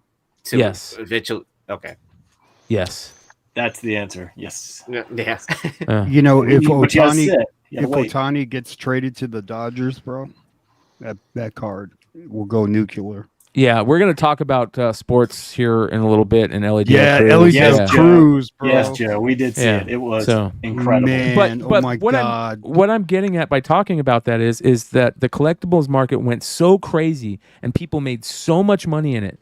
But a lot of the people that made money in it, they weren't in the comics industry or the cards industry, or they just got in it. They just jumped into it, right? Because they were at home and they had a nostalgia thing, and then they saw all these people making money. And there's a lot of people that got brought in to be like this inner circle, and oh, okay. They're hiring their friends, and I don't know if that's the cause because of it, because so many of us like bought in early into like whatever, and then people saw like, oh, now they're making this much money on it. I can jump in now and do the same thing, kind of thing, even though that was like at the high point. Yeah. Well, think about all the retailers that it birthed. I mean, so many retailers online only retailers that the last 2-3 years have birthed, and that are still doing this. I mean, but you can't also discredit all the retailers that have been in it for such a long time have also closed too, because they didn't adapt to how the market changed. Yes. Or they become irrelevant because they didn't adapt. and how the market changed. Right? Yeah. This market has become, and that's the weird thing, because this market has become this selling game. It's not the brick and mortar selling anymore. It's not going to a con and making all your money anymore. It's live selling, right? And that's the weird thing, right? The app was so great. The app is so great, and to me, that's the only reason why I just don't understand how the only reason I could say that it just didn't fell apart is because of the cliquish type behavior, which I'm not saying like it's all terrible. I don't think it's all terrible, but people don't like that. People just don't like that, and it is what it is. And now there's like 6 new dogs that are showing up to the junkyard that have the big fucking tires around their chain. You know what I mean? These dogs are big dogs. We're talking eBay. We're talking Fanatics Live. We're talking big dogs, and they're gonna be eating all the kibble, and we're gonna see if Whatnot can pivot or not. You know what I mean? Yeah. So I have a very close sensei that said to me a long time ago that in the collectibles industry, you see a lot of new companies that only last about 3 years. New companies, new retailers, new shops. It's very hard to last more than 3 years in this industry, And well, I mean, but is that also a reflection of like kind of like our times nowadays anyways, because people don't stick with the same company for 20 years anymore. Yes. Like I guess my generation is like kind of responsible for that too, right? We change jobs every like 2 to 5 years, and it's our attention span. It's social media, it's the internet, right? Content creation, a lot of people can get information anywhere. That's another thing. Think of all the content creators that have been created in the collectibles industry over the last 3 years since the pandemic. 90% of us. 90% of us. Yeah, that's exactly what got me started. Like, Mel had an open invite for anyone that wanted to jump on. I answered the call, and then the only reason why I really jumped on was because that was my favorite part about going to comic conventions, was talking to random people like I didn't really know, like waiting in line for autographs or whatever, and then just having those conversations. And then through that, I've made a bunch of friends. So Yep. And speaking of content creators, a content creator out there that we've talked about on here, we took a lot of heat for talking about, our boy Reggie, making some good, man. He actually is pulling it off, dude. He ended that video on the upswing, the original one, by saying, "Hey, change my mind. I'm willing to think different about it. If you collect foreign stuff and you want to tell me why you love it, come and talk to me." And that's just what happened here, right? Mm-hmm. Yeah, I think he should have led off that video with that instead of just. I agree. Yeah, instead of putting it at the end. I mean, I get it's a short video that he originally put out there, but yeah. I forget who I was talking to about it, but I think at this point, that first video was just a super troll to get tons of likes and views, and I think he already probably had this interview planned out. Smart. So if that's the place, I told y'all. Damn, bro. If that's the case, Reggie. I told you, Brian. Well, Josh, you had mentioned that Rob had reached out to him, right, a long time ago about. I know. Hood. Rob had reached out to him a long time ago, and he pretty much blew him off. But, Talk about Rob real quick. Talk about Rob real quick. That might have been years ago. Like Rob in this video, Rob? Yeah. Oh, Rob, he's a super chill guy. Super big into comic collecting. This dude his collection is massive, like US and foreign stuff. Super knowledgeable. He's the one that helped CGC get their their labeling how it is now, and got all the pictures on the website. Like, he's pretty much why CGC does what they do now with foreigns. yeah, I got nothing but the nicest things to say about him. He's originally from Norway, so he's got that Norwegian accent. I'm so impressed with Reggie, man. Like, and this isn't me like just going, "Oh, I took a lot of shit for it. Let's talk good about him." Nah, dude. Like, I got respect. I've always said that one of the most important things that you can do is say, if somebody asks you your view on something, and you really don't know much about it, it's okay to say I don't know. It's okay to say I need to learn more about it. It's okay to say change. And what's super important is to be able to say I'm willing to have my mind changed. And that's just like what Hood said. If he put the video out, already that's next level, just to get the views and the clicks and everything like that, and already kind of knew exactly where he's going with it. Even more bravo to him, like heads up, like that's good stuff. Smart man. It was JC I was talking to, and he was the one that told me, like, he's like, I think that first video was just a troll, and I sat there and I thought about it, and I was like, right? It's all marketing. Yeah, I was like, because like Reggie's collected books for a very long time. Like, even though you don't collect foreigns, you know that it's a thing. I don't collect video games, but I know sealed original video games are worth something. And I don't just say, well, I don't think that's a thing because I don't play those games and those weren't good games to me. That's exactly like if I went, like, you know what? I'm going to do that. I'm going to go on my YouTube channel and say sealed video games aren't worth shit. And let's see how many views I get. I'm going to put a little thumbnail. Sealed video games aren't worth shit. The video game industry, old vintage, is not worth anything. Let's see how many hits I get or views. I'll get a shitload of views. Probably none, because YouTube will block it for saying shit. Well, you know what I mean. I'll have you help me dial it back, you know. I mean, all you have to do is just put the asterisks, and you'll be good. But come on, Brian. That's like Brian saying that posters or magazines aren't worth anything. It's just comics and cards that will be valuable. Yeah. But unless you could change my mind if some expert came over to talk to me to help change my mind so we can make another show where a whole bunch of views.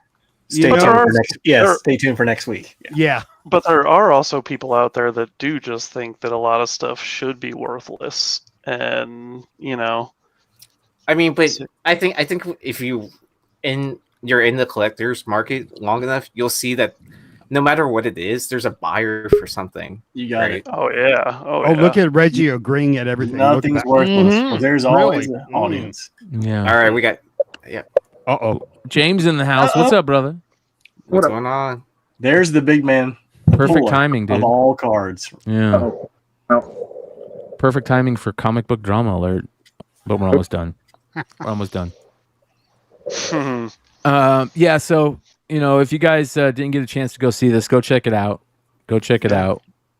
It's very interesting how that kind of whole thing. Well, I'm gonna go work on my Spanish. I'm gonna go work on my Spanish right now, so that I can fully appreciate these comic books. Well, I've got one more thing to talk about for comic book drama alert tonight. We're working on many, many stories. The news team is hustling and bustling. There are so many stories working behind the scenes, you guys. Well, that's a newsflash for me. So, did the Stros win ye? The Astros did win. So their ass beat yesterday. I mean, they lost the first two games in the series, but did you text Bird and let him know? I did, Okay. and then they had a funny thing where it's like, what's better, Seattle salmon or a Whataburger? You know what though, dude? That's great. What patty melt, bro? Come on. Well, I mean, they just picked something super Texas and super Seattle, right? That's awesome. Yeah. So, are we gonna talk about? Oh no, I'm not even close. Oh, buddy. Oh my god. Yeah, you probably know more behind the scenes stuff than we do. Well, no, not really. To be honest, man, I didn't know anything about this until some people, of course, I've become that. What did I call it the other day in that chat conversation? The whether I like it or not, I am the beacon I have become that place where whistleblowers like to whistle. and Did you got called some other names? yeah, comic book drama queen. I like that one. Anyways, this is interesting, dude. Very interesting how this played out.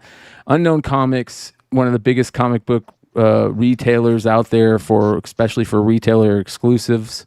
I mean, they are working all over the place in the retailer exclusive land. They have the most retailer exclusives out there, probably out of any retailer, as far as I know. I mean, they've got so many that they do.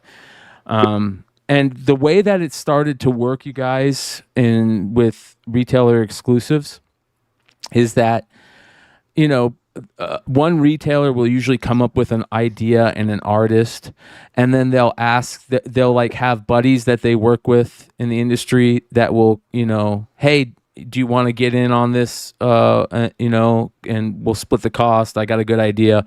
Yeah, let's do it. That type of thing. And, or these groups will work together where, it's like five retailers in a group and they all split the cost and they all put out the same thing. Right. We've talked about it before. We've talked about it with Hive. We've talked about it with Bird City. We've talked about it with Clutch.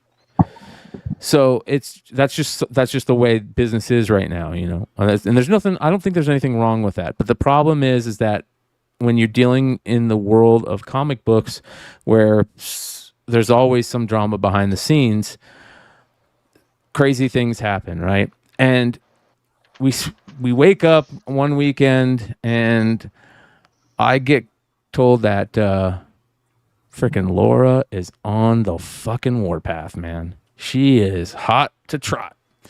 And this is what I mean. Unknown Comic. Night Terror's Harley Quinn #1 exclusive foil variant with art by Carla Cohen. Available online Tuesday at 5 p.m. CST and on the Unknown Comics app, right?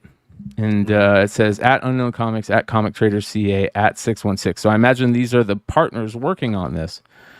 Well, as you can see, Bird City jumps in there and says, hey, just wondering, how are you able to use another store exclusive art?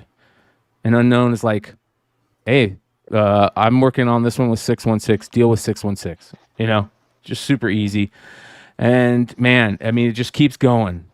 As you can see, this says here, look at Bird City Comics exclusive is reprinting again, says Mama Comics. She saw it too.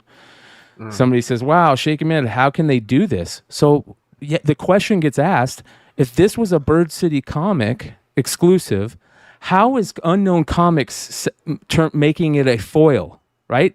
They shouldn't have the ability to do that. That would be like the Hive boys going and grabbing a Wanted Comics, the Wanted Comics, David Mack variant and doing a foil version of it without asking Drew, right? That's what everybody's thinking. That's exactly what everybody was thinking when this first happened.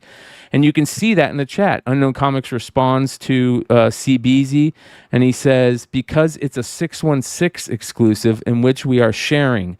616 was the original store to host this, and they are bringing it back. So Unknown Comics is under the assumption that this isn't a Bird City comic. This is a 616 comic. Laura says, no, Unknown Comics, no. 616 bought in on this project. Bird City was the lead, my friend. And Unknown Comics just said, bring it up with John. It's not my problem, right? And this is what I'm talking about. This is the type of stuff that is going to happen more and more often. Is this right? Is this wrong? It's not. I don't think it's necessarily for me to decide. I don't think it's probably the best optic. It'd be one thing if I think 616 and Bird City worked together to come up with the idea, but it sounds like this was Laura's idea and this and that, and they put everything together. They Laura's favorite artist is Carla Cohen, and she's been trying to work with her forever. Yep. And so the optics were really bad.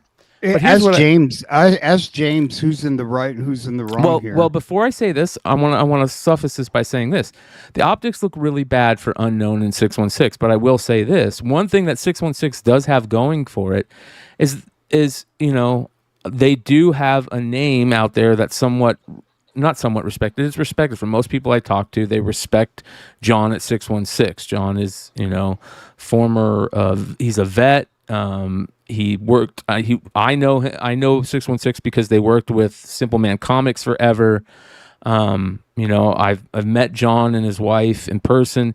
So here's the problem.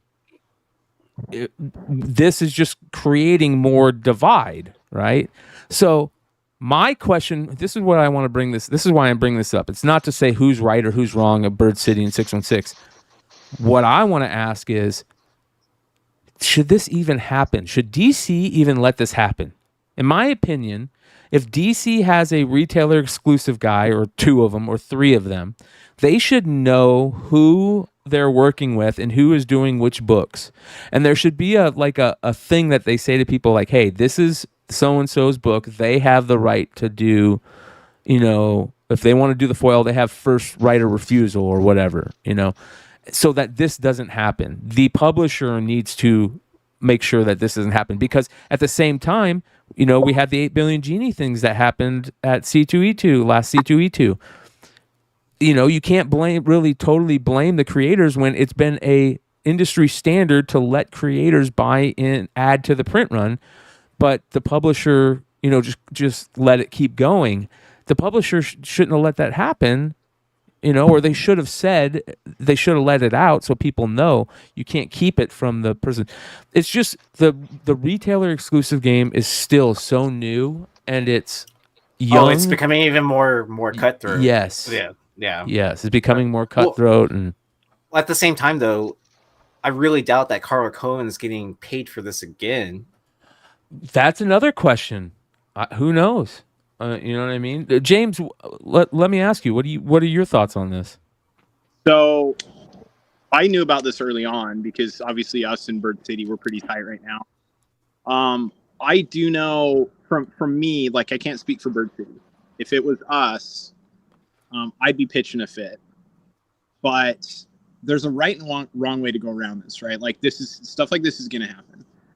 But had one of the retailers involved, I don't blame Unknown. Unknown was probably fed some. Unknown's got so much shit going on, they probably didn't realize that this cover had even been used before. Yeah, yes. And if they had been, they were probably fed some wrong information by 616 as to their total involvement in the previous project, right? As far as 616 stands, the right way to go about it would have been to go to Aunt Laura and say, hey, listen, we're really interested in reprinting this as a foil. What do you guys think? It really should have been up to the leads on that book, whether or not it was reprinted again and who was involved in the project and things like that. Now, as far as DC is concerned, I find it hard to believe DC didn't know what was going on or didn't catch anything on that. Because I can tell you personally, we've been working with DC for a few months we're working on some pretty crazy projects, some pretty ambitious projects. And there's been quite a few books that we've gone to them about that they've immediately come back and said, this person already did this that we didn't know. Some obscure, cover or printing of a book that we didn't even know about. Or this person already has it slated for next year, or this and that. They seem from what I've noticed, they seem very on top of who's doing what at when. So for them to have for this to have slid past DC for some reason, I don't think that happened at all. I think they knew what was going on. So I don't know. There's a right and wrong way to do stuff like this, and they should have involved Bird City one way or the other. I don't know, but like you said, it's getting cutthroat. It's getting weird. The problem is what does this start, right? Because I can count, I can name 30 covers that I would love to go to a Marvel and DC and say, hey, can I do a foil? Yee's sitting right in front of one. What if I went to this one? No, the other side of your This your one? over your left shoulder. Oh, that one? Marlon said, "Hey, I want to do a foil reprint of that." What does that make us look like? You know what I mean? You know, it's just it maybe sets a it shouldn't be sent. Yeah. That you know what I mean? Yeah. But hey, real quick, Brian, while I've got the mic here, I do want to apologize for the other week, man. I've been not that I don't feel like I owe the 150 people watching any explanation. An apology, yes. Maybe an explanation, no. I've been going through a lot of stuff, maybe not been handling it the best way. Let's just say I've had like as close to a psychological breakdown as one can have. Definitely been a stress-induced, lots of things going on behind the scenes. But I found this last week I've put a lot of time with family and buried my head into the business in the proper way. And I feel 10 times better than I have in, God, half a year. So, well, that sounds awesome. I'll say this. James called me the next morning, early in the morning, woke my ass up at the break of dawn and apologized. And I told him this same thing, but I'm going to say it again publicly. James doesn't have to apologize to me. I can very easily take James in and out of this show. I could very easily mute somebody, right? But I didn't, and so I didn't. You know, if I would have felt any way, I would have. So James didn't have to apologize to me, but I understand where he's coming from, and it's no problem. People want blood sports out there sometimes, and sometimes you got to give it to them. But at the same time, I'm sorry, James. I sent you the link. No, I'm just joking. At the same time, I did talk to you before that show, and 4th of July, it's been kind of it's kind of a weird thing for James. If people don't know that, it's a very rough thing for James, and I don't see any. I'm not angry at James in any way or feel any weird way. So, but I do appreciate him, and I think everybody else should appreciate that he was willing to come on here and say all that stuff. So, thank you, brother. Love you, dude. Redhood and Ito, I definitely talked over them a lot that night. They didn't deserve that. I talked over you guys way too much. Same with Mel popping in the show and barely was able to get a word in. I definitely was like, hey, bro, you never have to fucking apologize. We're a fucking family here, dude. Like, if you're going through shit, dude, give me a call, man. Like, if I need to talk to somebody, I can talk to Yee, I can talk to Brian, I can talk to Nate, Josh. Like, there's a reason why everyone on this panel right now has my phone number. So. Absolutely. Yeah, I was about to say, when I see James with the stogie, I know he's in a good spot. Yeah. But we try to find that damn place in Charlotte. I'm like, we got to find this place for him. Hey, I didn't, bro. I went back there during Heroes. I went back there. Every night. Because it's right down. Yeah, perfect. Yeah.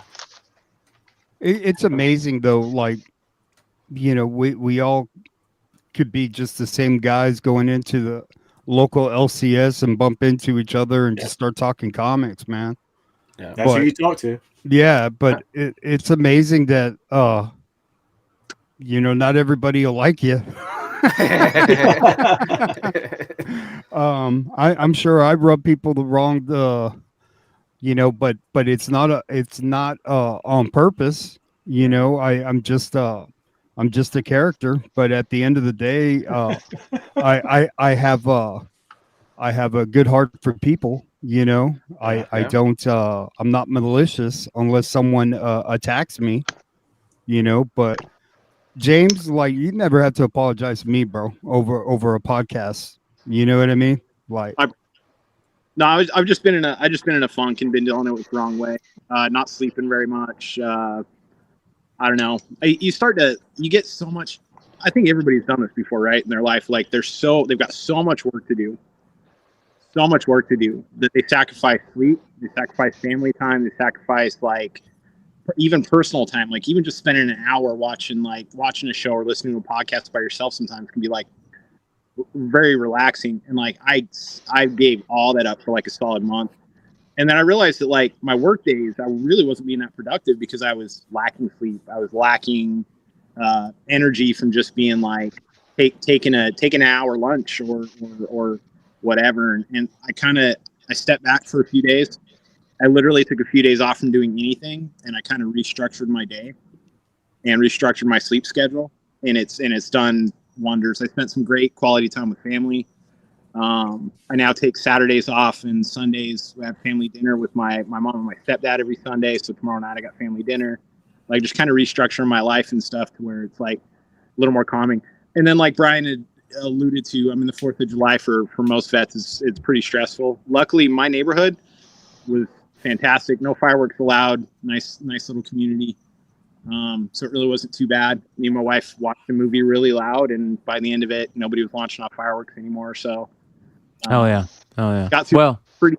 But can I be the asshole who interrupts and just says, "Hey, tell me about pulling that fucking Wimbayana."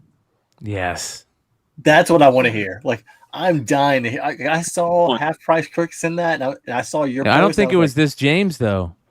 No, it wasn't me. Oh, yeah. I thought it Yes. was. So Half Price Crook has a really long time friend named James as well. Oh, yeah. I naturally just assumed James. I was like, oh my God. I was like, I can't wait to hear this shit. Yeah, I mean, if he's the one that pulled it, he better have listed it on eBay right away instead of trying to get. Sorry. What are you talking about? Wembayama's going to be a superstar, bro. Because he's doing so well in the summer league. That tells you. Hey, bro, come on. He's a kid. He's 19 years old. Well, speaking of kids who are young and cards, ladies and gentlemen, I can't believe that this kid is doing what he's doing. This happened yesterday. Shout out to all. This happened today. Today? Oh my God, dude! This happened today. Ellie De La Cruz. About 5 hours ago. This is amazing. I'm just gonna let everybody watch how amazing this is. This is sweet. De La Cruz goes. It's a strike throw to second and not in time. De La Cruz takes off. No throw. Anderson never budged. And now De La Cruz is coming home. Peguero lost sight of him. What people may not realize watching that clip is that from the steal from first to second to third to home, literally all happened within probably about a minute and a half real time. Dude, this kid is epic. That's Chris. And he's 6'7". Yes. What planet is this guy from? I have to know. His agent's going to be showing that clip during negotiations. Yes. Yeah. Bro, I mean, the kid could be a 30-30, and he came up late in the season, you know? Well, Joe, I was thinking earlier, like, could this be the first guy who could actually do 50-50? No, well, Acuna is do it on this pace year. to be the first 50-50 guy. Yeah. That's exactly what I don't want to hear because he's the Braves, but I know, man. But Acuna, he's almost got 30 home runs. He's got enough. He's got the ability. He's already got, 40 stolen bases? Acuna is the guy. He's going to win the MVP, dude. Like, man, I still wish I bought more Ellie De La Cruz than I already have. Which card did you give Ben? Because I know I gave him a sapphire. I gave him a sapphire from that first box I pulled because I was like, because he was breaking cards with me on Whatnot, and he was buying mega boxes for me. And then I was like, who are you chasing after? And he's like, I'm chasing after Ellie. I was like, all right. And then like he bought like 2 or 3 mega boxes for me, and didn't pull one. So I was like, hey man, this means more to you than it means to me right now. That's cool. So I love it. With all the work that you do, on all the different shows, anyways, and everything that you've done with your mystery boxes, you deserve. If it was this just if he had a Jeremy Pena, it'd be that's. Yeah, I mean, he's bought, and he's bought a half a box of Bowman Hobby for me as well.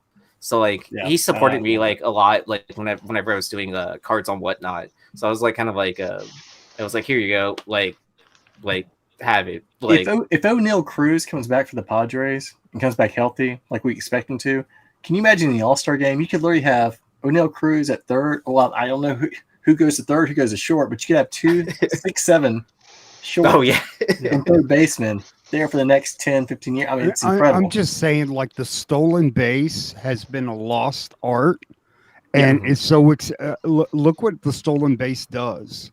It's so much better with. Look at the havoc that causes. Yeah. It changes the baseball game, man. Well, speaking what you saw, That was Ricky Henderson in the fucking 80s, dude.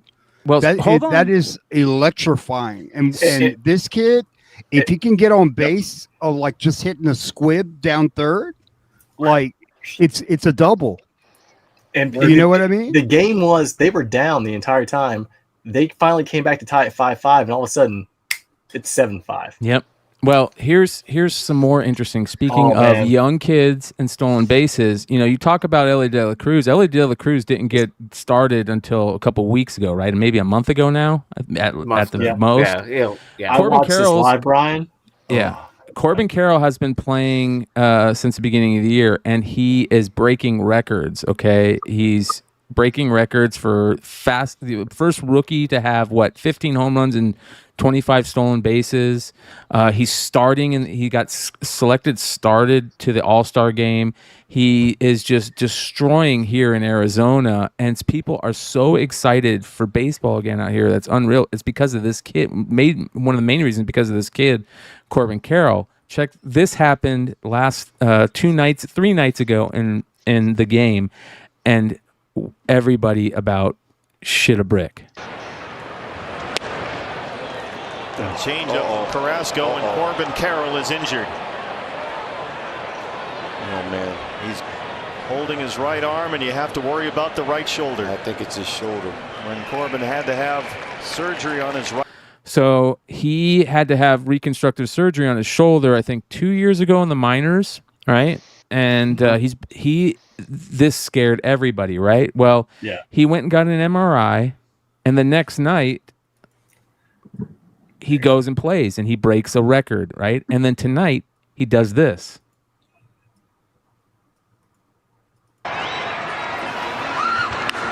Down the line and fair. It's in the corner, and the Diamondbacks walk it off. Corbin Carroll wins it. That's not a good announcer. Like, he just hit a ball to win the game. I mean, I want to feel like they just won the game. Who's y'all's announcer, Brian? That's a new guy. Schulte or something. That's horrible, man. Well, the reason I want to feel, and they fucking win. Fuck yeah, like, dude. They take some lessons from like the soccer. Corbin Carroll hits the ball, they win. Good night. But the reason I bring it up is because Corbin Carroll is that prototypical player like Ellie De La Cruz. Yeah, he's not as tall as Ellie De La Cruz, but he's just as good. He's faster, fielding. actually. Yeah, he's faster than Ellie De La Cruz. He's one of the fastest players in the league. Yeah. That's the prototypical player now. You need to be able to steal bases, field, hit, all that stuff. And stealing bases had become probably one of the most important, if not the most important. Corbin Carroll is running out bunts, running out singles that should never be ran out, and there's other players doing the same thing. Jake McCarthy, Ellie De La Cruz is super fast. Like that kid for the A's, Estuary Ruiz. Acuna, Doc Joe is saying prototypical. Doc Joe is saying not faster than Ellie. Yeah, he is actually first to third. He's actually like 10.8 seconds, and Ellie's right around. It's a very small slender, but Ellie's actually second. And Corbin Carroll's the fastest guy from home to third. Yeah. The thing is with Corbin Carroll, he's got 18 home runs basically going into the All-Star break as a rookie. When's the last time you talked about a rookie being MVP? Ichiro in 2001. Yeah, they're saying that Carroll could win MVP and De La Cruz could win Rookie of the Year. Yeah, how crazy! Wow. I mean, it's fantastic for baseball. I love it because Carroll, Ellie De La Cruz, and I think people forget about O'Neal Cruz just because of the injury, and it happened so early on, especially when the Pirates were surging. I mean, look at Wander too. Wander is quickly becoming the best shortstop in baseball. Yeah, but the problem with Wander getting benched. Yeah, no, but he did get benched, but he turned that around, and now he's on the All-Star team. Yeah, I think it's just that Tampa. I don't know what it is, but like Ellie and Corbin Carroll, they're just so exciting. Like Wander could be the best shortstop in American League. And J-Rod's playing well again. I mean, there's a lot of good young talent. And I don't know about J-Rod playing good again. He went 0-4 today. So I think Acuna is quietly putting together a special season where, like, I agree. Triple Crown is not out of out of the realm. Like he's second or third in the batting, and I agree. He's close enough to the home runs, but You know, like, the crazy part is the Braves won 25 out of 29, and the Reds. It's almost like the year the A's. If you watch Moneyball, when they won 20 straight. Oh yeah.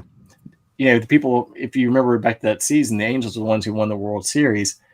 And the funny part was, even though the A's won 20 straight, they picked up almost no game on the Angels because the Angels ended up winning like 18 of 20. Like it was absolutely incredible. And it's a little bit of that dynamic you have with the Braves winning 25 of 29 and the Reds basically winning 23 of 29. Like it's great for the Central because the NL Central needs a quality team to come out.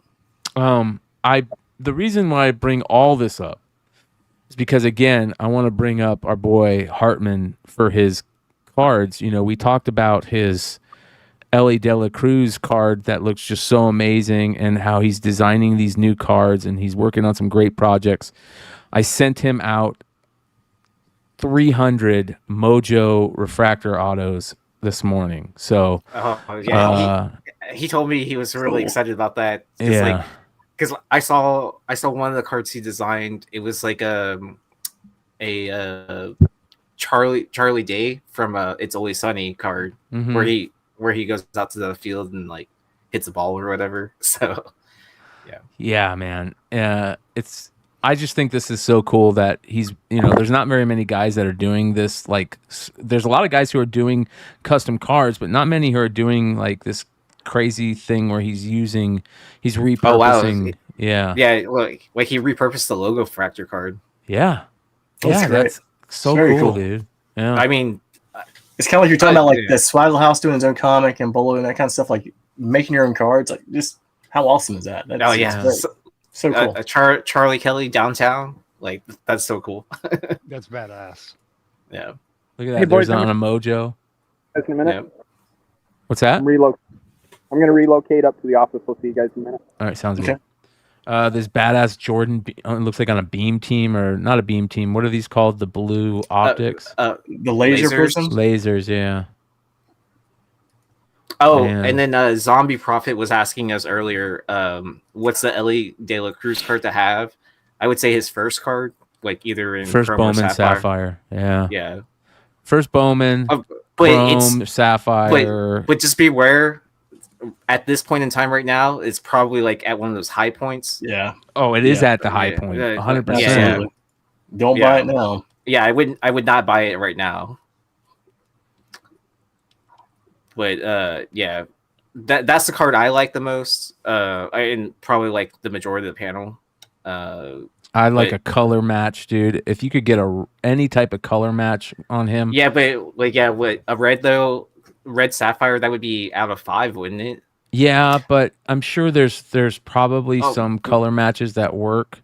We'll see here. Hold on. There's probably like a red. Because red and black would be tough, right? Holy shit! His papers are selling for $32. Are they really? Raw. His papers. I was actually surprised. I saw some of the papers, and the papers graded. They were going for more than I thought, like a lot more than I thought. 71 for a Mojo refractor, 21 for a Chrome, 12 for a paper. 75. So you know the cabinet that I have right here? I actually had a box of 22 Bowman, and so I was excited. I was like, I'm gonna open it up while I'm watching the Reds game. No kidding. The first pack, it was his first, and it had his first in Mojo. Oh, nice. Yeah, that first card on the pack. I was like, awesome. I still have a sealed 2022. There's a paper, Gem Mint 10 paper. Do you still have a Sapphire box sealed? I don't. I opened it up. I got Tatis's brother of a 5, and then somebody else. Dude, the Jersey refractor sold for $750. The Jersey number crazy. Refractor. Raw too. Jesus. So actually, I was going to tell you, Anna went and bought a box or two of these for me for like Father's Day, but she opened them. I was like, I was wondering, and she told me later, it's like, yeah, I meant to give you some Father's Day, but I went ahead and opened the cards. And I was like, well, did you get anything? That's the card. Yeah. That's a beautiful card. Sapphires are just, I mean, is there anything more beautiful than sapphires? I mean, they look great. No. Well, the Atomic. I don't like the Atomic because here's the thing. they used to do sapphires. They looked like Atomic until a couple years ago. Yeah, until like what 2020. 2020 was the first year they started doing sapphires in the blue. Before that, they were just regular cards, but they have that like cracked glass look to them. Mm-hmm. I think like too, the Andrew Vaughn and the Wander. Did they do a Wander sapphire? I can't remember. I think the first sapphire the Bowman draft from 2019. I would say I don't remember a Wander sapphire. But look at that. That's cool. That's a first edition. Card. Yeah. Because there's a Prospect Julio sapphire card. It's not his first because it was it's at a draft 2019 draft. I have a prospect. No, it's not an Atomic. I have a Prospect Wander that's blue. I think they have a 2018 sapphire box set too, or what? Where it was because the way they used to sell it was an entire set, right? Yes, entire card set. Yeah, and then I think in 2019 is when they started doing it's basically like a box. Yeah. It was, but with 2019 draft. It was 2019 draft. Yeah, and it was just one a box, pack. and it was a single pack. Yeah, but you got 40 cards in it or something like that. Yeah, I bought 4 of those. I got no Adley Rushmans, but I got a bunch of Josh Young, and he's killing it right now. I got a bunch of Andrew Vaughns. I got a bunch of Brett Beatty's. I got a bunch of Lodolo, Manawa. Nick Lodolo for the Reds? Yeah, Nick Lodolo, Brett Beatty. Who else? I got the Julio you're talking about. Corbin from Carroll? that set. No Corbin Carroll. I didn't get. I wish so bad, man. Anyways, that you can see look at that. Jesus, dude, his 2023 Bowman Chrome first Spotlight refractor, $53, dude. Wow, it's a pretty card. I'll give you that. That was like a $5 card. When he first got called up.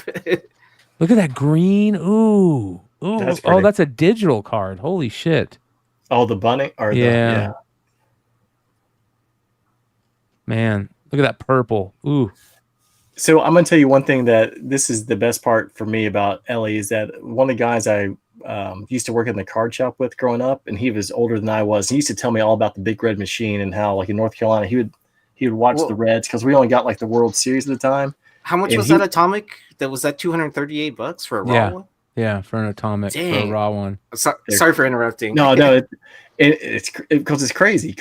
I had to tell him about Ellie De La Cruz because he'd stopped watching the Reds because they've been bad for so long, and now every time he's like, "Let me know about Topps now if that kid shows up." And I had to send the video today, and he's just he's gotten so much back into Reds baseball. It's awesome. Nice. I can't believe how much these are selling for, man. Well, I bought a case. Crazy. I bought a case of Jumbo, right? Uh-huh. You guys saw me open it. I got no Ellie De La Cruz. I got 6 paper and 4 chrome out of that whole case. Oh, that's crazy. Yeah. Yeah, because I bought his Atomic at that show back in March. It was like a PSA 9, and it was only $60, $70 or something like that. So Jesus, dude. Yeah, I wish I was picking up more of his sapphires at the time too, because I know in one of our group chats I was like, should I buy this? And there's just so many good prospects you want to go in on, and you never know. I mean, like Beatty, Alvarez, being a Mets fan, but Alvarez, Beatty, those guys are high. Ellie De La Cruz, O'Neill. I mean, you just go on and on and on. You can go bankrupt trying to buy. Oh, buying every prospect, right? Corbin Carroll, Jordan Lawler, Adley Rushman, Gunnar Henderson. I mean, go down the. Oh yeah. I mean, which one do you focus one or two? You really focus in on. Well, I want to say this. I want to say this real quick, and I want everybody to key in on this if you're listening right now. We talk about this all the time. We talk about how there's ebbs and flows in prospects. There's ebbs and flows in books. When to buy on the dip, this and that. This kid will go on a slump. He'll probably have a sophomore slump. Most players have a sophomore slump at the beginning of their second year. Julio. And his Julio, Wander, all of them. They Bobby Witt. Volpe. Yep. So when this kid's card takes a dip, pounce. Yeah. Because it will take a dip. But not right at the beginning of his dip. No, like you wait a little bit, but it will happen. Like the Wander dip happened, none of us bought in on it. The Julio dip happened, the Julio dip happened a few months ago. Nobody probably got in on the Julio dip. The Volpe dip happened, nobody probably got in on it. The Bobby Witt dip, I don't know if it's what the dip looks like, but Bobby Witt's a player you should probably be looking into right now to be picking up some of his cards right now. Bad team. Just Ohtani. Remember Ohtani? Ohtani came in. He was super hot. He hurt himself. For 2 years, you could get his cards for cheap. I bought this card for $30. Yeah, $30. Forget it, dude. It's a $500 card right now. Like in the PSA 10. So I mean, Vlad Jr. is definitely not in a 2-year slump. That dude is. Him and like I love when people say that Vladdy Jr. and Bo Bichette slump. They don't slump, dude. Like if you look at their numbers, you can't call what they do slumps, in my opinion.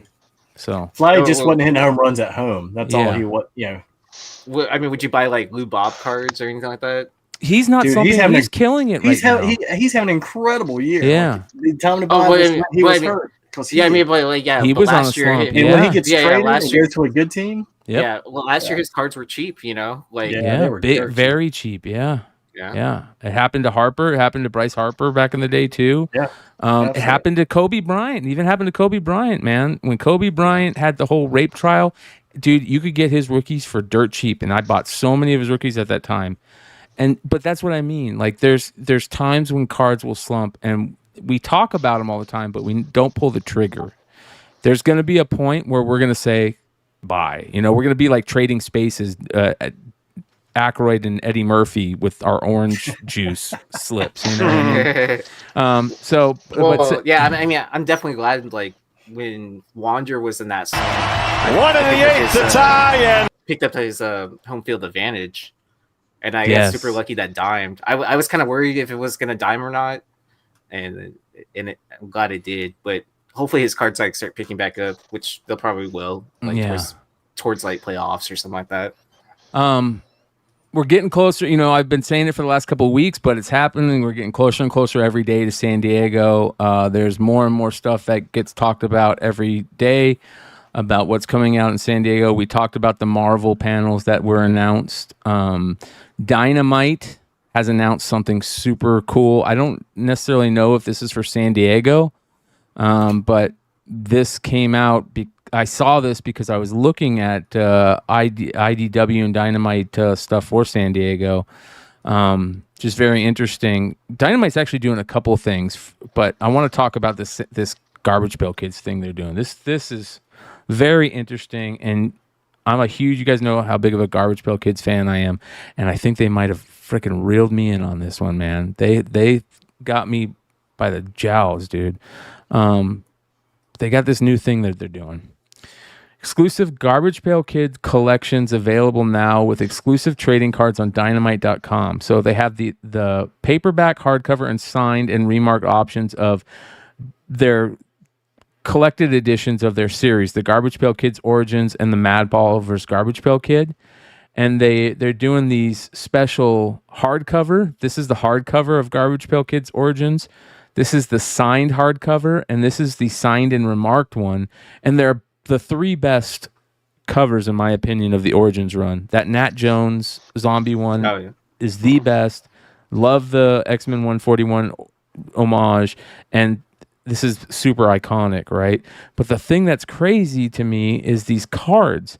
They have these 10 cards that are going to be in like specialized, I think, chrome. They might be chrome cards, and you can only get the 10 limited editions if you purchase the highest, the signed and remarked hardcover, or get the full set. Sorry, all 3 of them.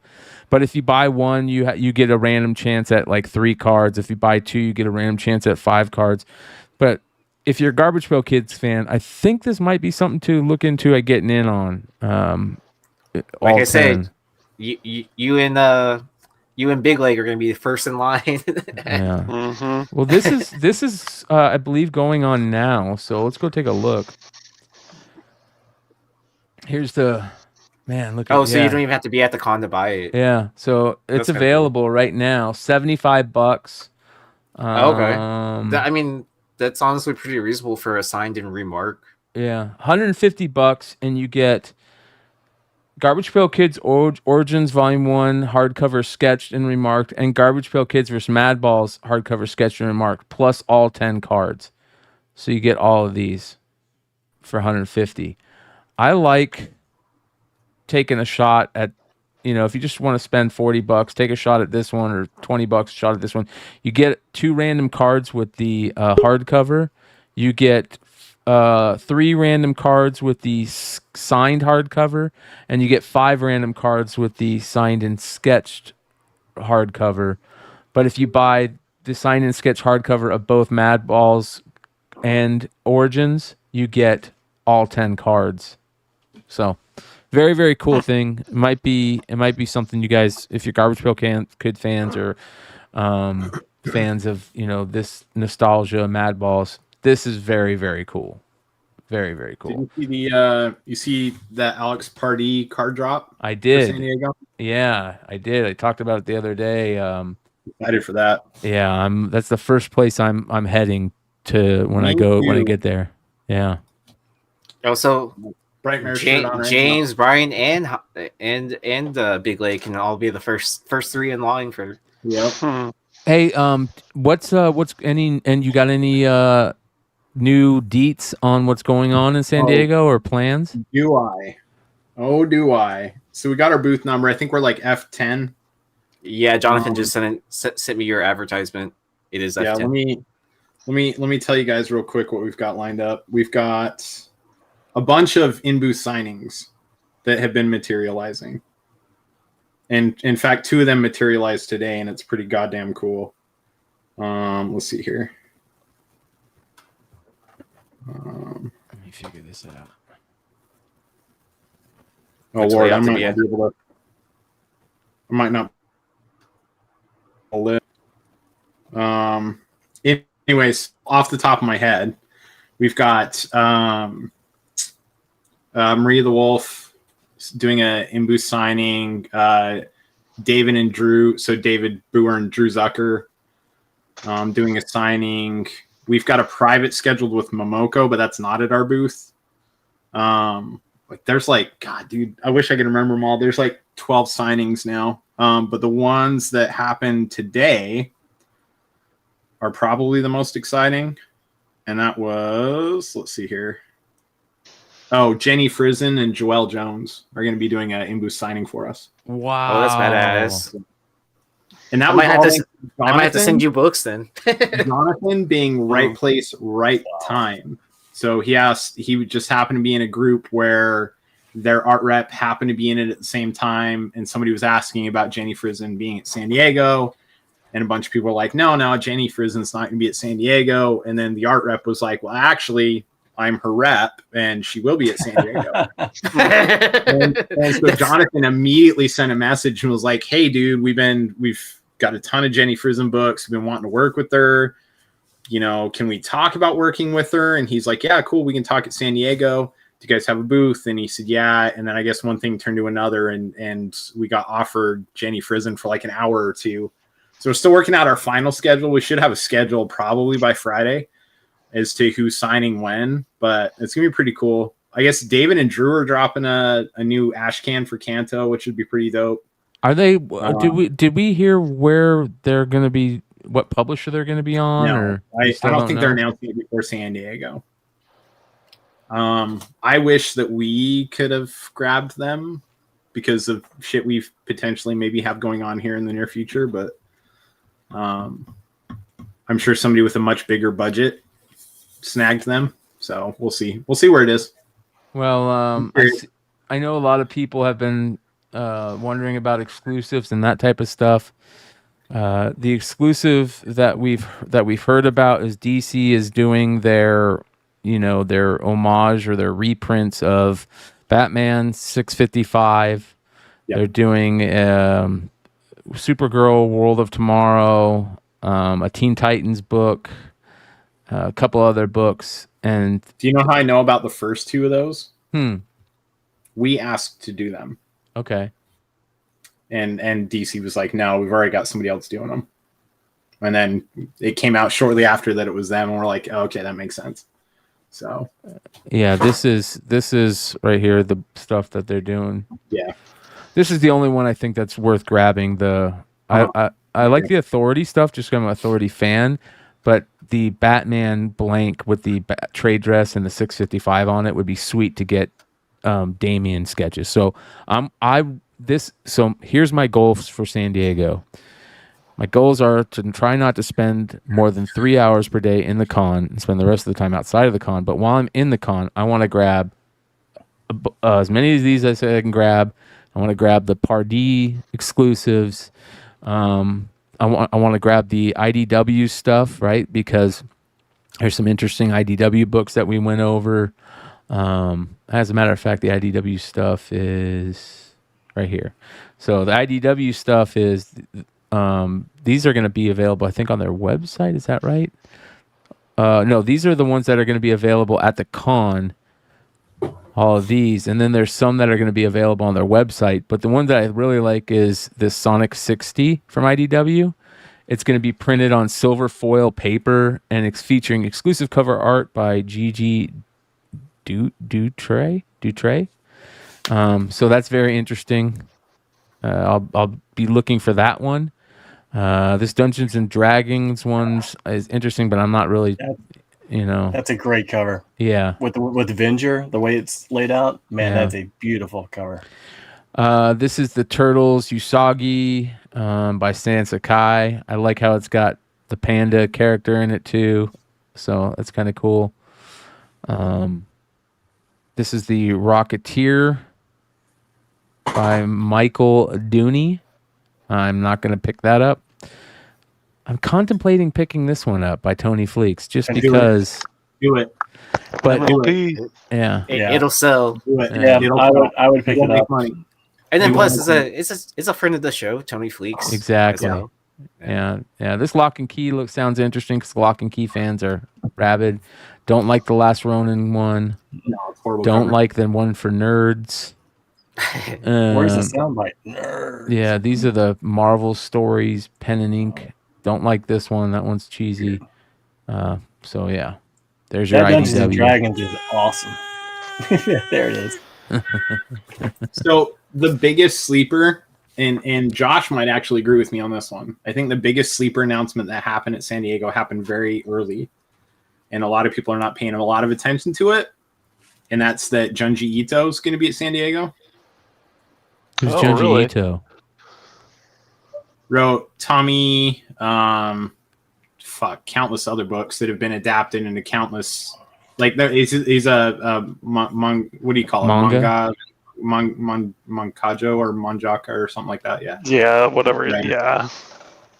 Nope. But he'll be there. He doesn't come to the States very often, and unbeknownst to most people, he has actually had work in comics, and the Hive has spent the last 2 months picking up every single copy we could gobble up. So nice.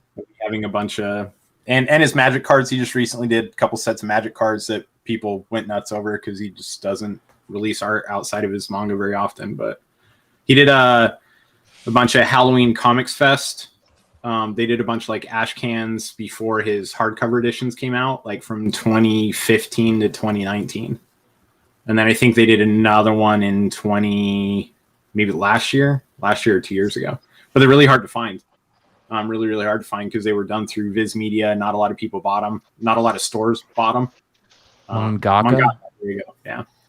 But yeah, I mean, dude's a fucking legend. He's got a limited edition print that he's going to have available at the show that I think will it should see pretty good secondary market. So I think people don't understand. They underscore this dude's popularity here in the US, which I mean, he's pretty huge. If you're into manga, he's probably he's up there. He's definitely one of the top 3 people, most recognizable people out there. So Another thing I think that's interesting is you guys know that Akira Darkwing Duck homage is going crazy, right? And we all knew when Darkwing Duck got rebooted that there was just going to be these amazing variants that were going to happen through that series. Well, don't sleep on the news that Dynamite is going to be doing the Negaduck stuff, which is the villain, the arch nemesis, as they call it. And these, in the future, are probably going to have some killer variants to them. So be on the lookout for future books. I would suggest that if there's any super smart retailers that are thinking outside the box, that this might be something to play around on. Just again, as I said with the the G.I. Joe and the Transformers stuff, retailers, we believe in you. Don't fuck it up. Well, here's what I'm going to say again. Going forward, retailers, on any project you do, don't do something cheesy. Don't do something that you're not going to sell. You know what I mean? We just got done going over in the Drama Alert some really bad books that a guy chose to sell and one really good one that he chose not to sell. So just don't fuck this up, you guys. That's all I'm saying. Hive will have nothing to do with that book. There you go. It's not our jam. I couldn't think of a possible thing that we would want to do with that cover that they would allow us to. And you know what? I think it's really cool stuff, but they wouldn't let us do it. So you know what? I respect that. You don't have to do every fucking book. On Transformers, I think we'll have you. I think on Transformers, I think we got you. So yeah, we'll take care of you. So Mary Jane is in the news. Not our sesh, our pre-show sessions, but Jackpot is back, and it is Mary Jane now. And here's the cover that everybody's talking about by Humberto Ramos. Look at that thigh gap. Yeah, that's not good. Man. That is. You wonder if some of these artists have actually ever seen a real woman. Like, I don't. They're using their Barbie figure to base off of. Yeah. You know how there's that generic figure for the males wood or figure females. for Yeah. John Romita Jr. is going to be doing the regular cover art. Shit. Yeah, but that's the design variant. Are you guys excited for Mary Jane to be a superhero? Haven't they already tried that like 4 times? And Well, yeah, because wasn't she introduced with powers like way earlier? I know like Shellin Screens and Cornbread kind of went over it yesterday on Drunken Chat. So check out that segment if you're interested on that deep dive that he did. But I mean, like they've done other stuff with her, right? Where they gave her like the Iron Spider suit, like that. I know that was supposed to be a big thing when I was getting back into comics. And then the Iron Spider suit, that old school annual where she's opening her chest like Superman, and it's got the spider suit underneath. Yeah. Mm-hmm. Well, did they give it to her a couple times, the Iron Spider suit? I feel like they've given her powers like 5 times, and it's always laughed at. And then they gave her the Carnage thing too as well, right? Yeah. In the King in Black.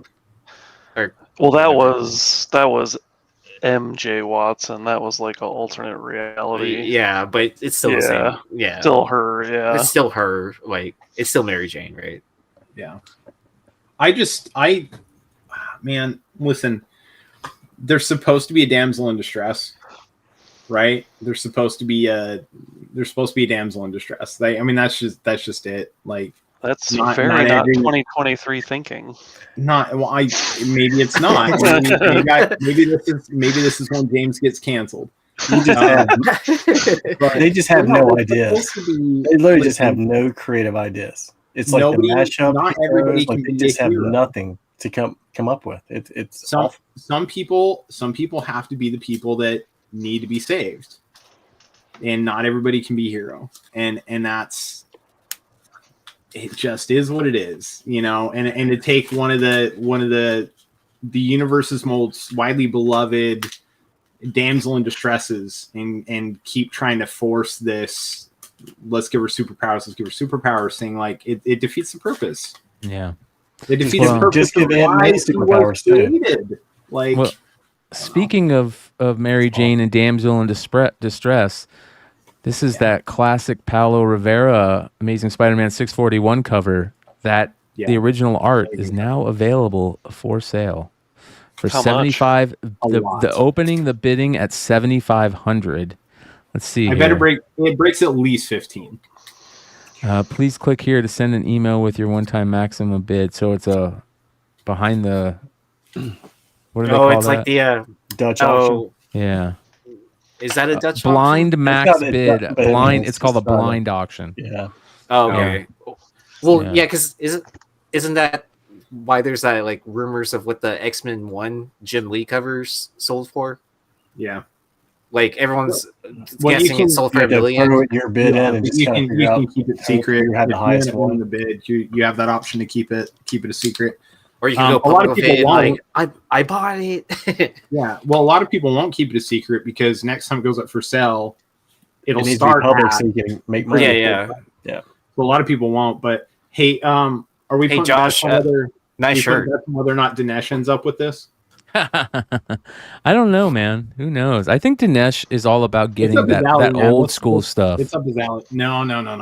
His This buddies. type of I thing's feel up like his alley. his buddies are the one that get all the new stuff. Yeah, I guess you you're know? right. No, you're right. You're right. Yeah, this is going to be interesting. I love seeing like really iconic original art covers, and when they go up for sale, and thinking of just about owning it. I shout out to they were doing who was it Rob Fordham? Shout out to Rob Fordham, who did the original art on his decal in the Ghost Challenge. That was very cool. We showed that the other day. But speaking of art, Joe But did you see Quesada. what Gods? Did you see what Gods pulled? Yeah, I did. Yeah. I did. Yeah. Oh, where'd the brand go? Well, That was there you scary. go. I Yeah, was like, I did. How am I in Yeah. charge now? I was like, it's coming from his computer. This Joe Quesada gives first look at upcoming Marvel project. Is it black and white? Have you guys seen this? So it says here. Wait, I thought Joe Quesada was doing DC stuff now. No, he did the Amazon stuff. He did a couple things at DC, but it says here. Oh yeah, I since, forgot he's doing. Yeah. Yeah, since leaving Marvel as CCO, doing covers for both Marvel and DC is what he's been doing. So this is interiors on a Marvel book that I guess he's teasing in a Substack newsletter. I don't know what the Marvel book is. Let's see here. Last May, he announced he was stepping down from his CCO position and working on personal projects, including directing his short film Fly and comics. And now a mystery project. What's your best guess? Look at this mystery project. Man, his art still looks good too. Joe Quesada's amazing. It's a Marvel project. I don't know. Anybody have any ideas? It's probably something like horror based or. Think Swamp Thing. Oh, DC, No, right? This is for That was Marvel. in Marvel. So. Oh, Marvel? Yeah, not a fucking clue. Oh, but I mean, like along those lines, possible Man Thing or something like that, or maybe even like an Elsa Bloodstone. I don't know. Yeah. Maybe Inhumans of some sort. What about like an Old Man series? Like Old Man Hawkeye, Old Man Logan, Old Man something. I thought that was like Mark Millar doing all that stuff, or Mark Writing Miller. it. But Oh, I'm writing saying- it. Yeah, he's Oh, this is art. Yeah. Yeah. We'll see. But it's nice to see Quesada doing more work than just the Amazon stuff. And I always love to see his covers. His Star Wars covers are classics. I love his old stuff. His first professional work, I believe, is in Captain N from the early Valiant Nintendo runs. So if you want to I go, still remember the Sword of Azrael, the miniseries when that came out. I was like, who is this guy? Yeah. Fucking incredible. Yeah. big time. A couple other quick news things. There was some leaks, I guess, where they leaked information about a scene from Guardians that was taken out of the film that shows the fate of the High Evolutionary. So, which is kind of interesting. It says here, Guardians of the Galaxy 3 deleted scene has revealed what happened to High Evolutionary. The scene debuted by IGN shows the High Evolutionary jailed on Nowhere. Rocket Raccoon locks him in the cell without exchanging a word with him, then walks away. Meanwhile, Kraglin tells Adam Warlock he needs a cooler superhero name than just Adam, while the rescued children and monkeys from High Evolutionary ship are shown settling in. That's great, right? Better name than Adam, so they'll call, hopefully they start calling him Warlock, right? So, Director James Gunn previously confirmed on Twitter that the villain survived the movie, confirming he ends up in prison on Nowhere. So we just didn't get that scene, which is kind of a bummer. That scene would have been really, really good. Yeah. Did you see that Warlock scene that they did cut out? Which one was that? The one where he's talking with his mother or whatever. Oh, about being dumb? Where he's kind of being dumb? Yeah. Yeah.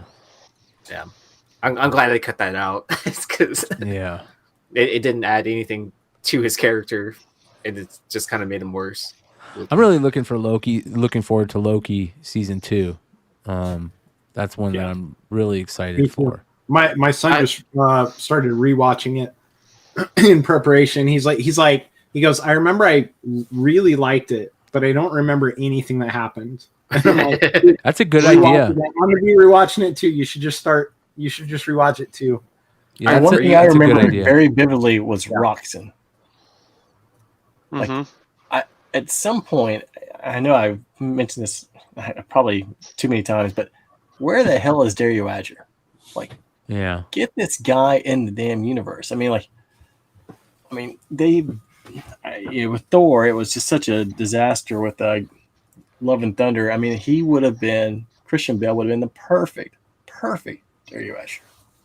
Yeah, I agree. Have y'all been enjoying Secret Invasion? I've liked it so far. I like it. I like the style. I haven't even watched it. Out who? Oh, you haven't watched it yet? I haven't watched it. But I heard that's the way to watch. I heard that's the way to watch it, though. It's not like week by week, but like watching them and like all 3 episodes that are out right now. I honestly forgot they were coming out with it because it seemed like they were doing marketing for it. And then I turned on and I saw the Disney Plus. I was like, oh, Secret Invasion's on? Yeah. Check it out. Yeah, I forgot it was coming out until the day after the first episode premiered. I saw people talking about it, and I was like, wait a minute. For some reason in my head, I was like, that doesn't come out till September. Or They didn't talk. There was nothing about it. Yeah. Well, everyone heard about all the stuff that they were pushing back. I think that's probably maybe that's why. Maybe that was the assumption. One of the problems, though. You should look online or people trying to make it out like it's failing. But just because less people are watching it doesn't mean it's not good. And if you didn't market it the same way or put the same dollars or impressions towards it, I mean, how would as many people watch it as it did Loki or a different series? It's not really a fair comparison. Yeah, and I don't think that viewership matters until this shows all the episodes have aired, because there's a lot of people that like to sit down. They treat it like a Marvel movie, and they want the entirety of it to be. They want to be able to sit down for 3 hours and watch it, not watch it. 6 episodes? I think it's right? 6. I think so. It's 6, right? Yeah, I think that's what I think. I think it's 6 is what I've heard. So they're like halfway through. Yeah. Yeah, at this point. I like it so far. I think it's good. Before we jump into the FOC picks, I want to run through a couple cool things that I saw that I wanted to show you guys. Some great social media posts. Check this out, dude. Look at this car that this guy walks up upon in Los Angeles.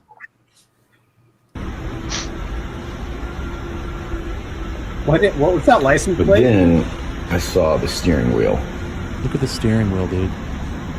No, that's tight. Wow. Right? Jeez.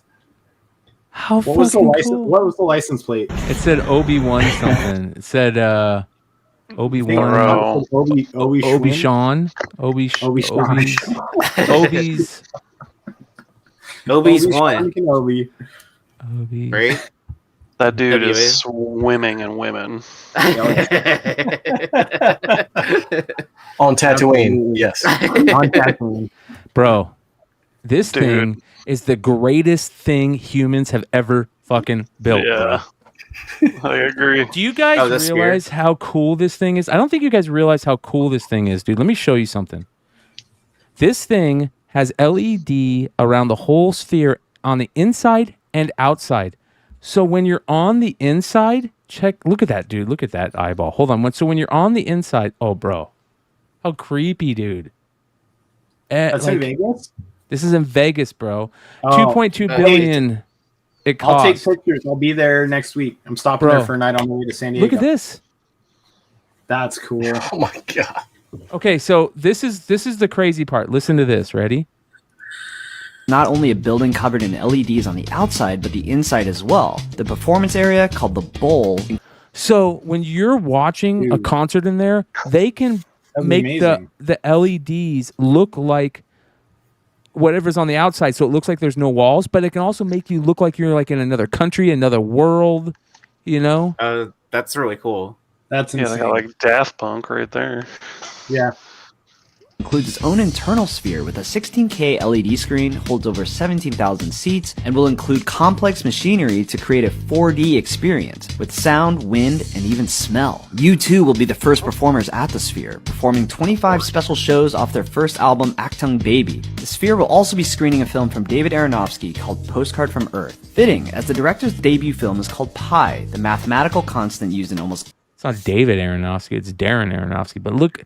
I mean, why is UT's first album Achtung Baby? Yeah. Yeah, That's weird. Get that yeah. part. But They're this probably thing, big investors into it. Dude, this thing is so freaking cool, dude. Oh man, I can only imagine like eating mushrooms and like standing in there, or even like watching outside of it. Right? Dude, my new goal is to go to a concert there. It's got to be. Yeah, but not you two, probably, right? I don't want to smell you two.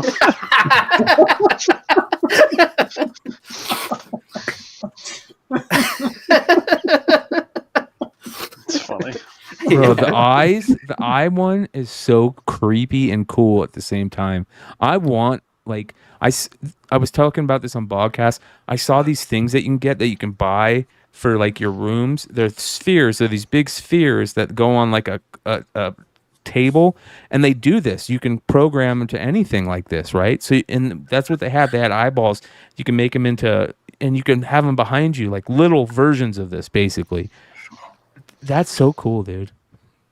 That's Can right. you see it from space? Because if so, the aliens are going to be really fucking confused. Can you imagine the average? Like, are we sure the aliens advertise on that? Like, what do it cost?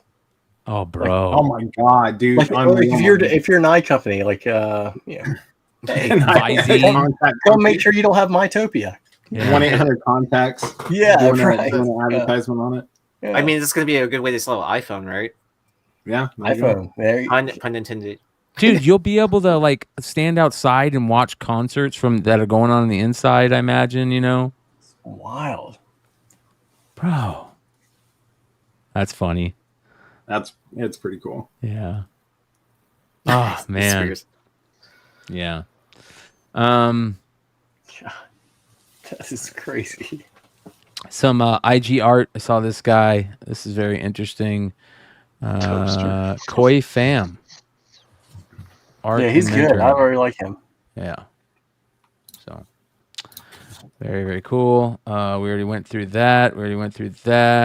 I love this for the 4th of July. One of my all-time favorite. Did you guys see this Mondo? I've never seen this. The Spider-Verse Into the Spider-Verse Mondo with the Kingpin and stuff. That's beautiful. Yeah, that's dope. That's very good. Another shout out to Johnny Dujardin. Look at that amazing Vader he did. That is awesome. Really good. Yeah, beautiful. I like when he gets away from some of the work he's been doing, and he does like, you can tell when he does shit like the way he wants to do stuff. Yeah. You know. Yeah, this is Davi Go is the name, and he or she is amazing artist. Look at this. It's a he. But unreal, crazy, weird, good art. Yeah. So I see this dude doing something soon. So be on the lookout. Cool. Yeah. Hold on here.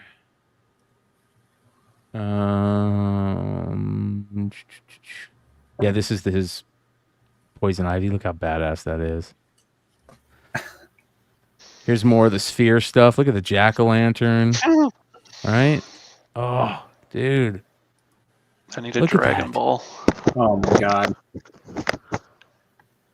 Just get a Terminator. hotel room to stare at that. while you're Yeah. eating shroom. Yeah, bro. Yeah, It those looks rooms. like Quantumania or something like a Marvel movie. Yeah. They'll start charging more for those rooms. Oh, they will. No, they No, will. yeah. Vegas will for 100%. They will. Especially if they start showing concerts on the outside too. Forget about it. Yeah. That Well, the just remember, islands to me. there's a 360 view around it, right? Yep. Oh, look at that, dude. I mean, it's about time that we start doing stuff like this because, Yeah. like, other countries have been doing stuff like this for so long. It's like we got a real life snow globe. Yes. Look at that. Holy Wait for shit. Christmas. Just like, oh yeah. Oh, Nate, best believe it's going to be a snow globe during Christmas. Oh, it's got to be. They're going to make that a fucking snow globe during Christmas for Oh. sure. It's coming. They made it jack lantern. They're going to make it a snow globe. That's cool, man. That's beyond cool. Yeah. I saw this.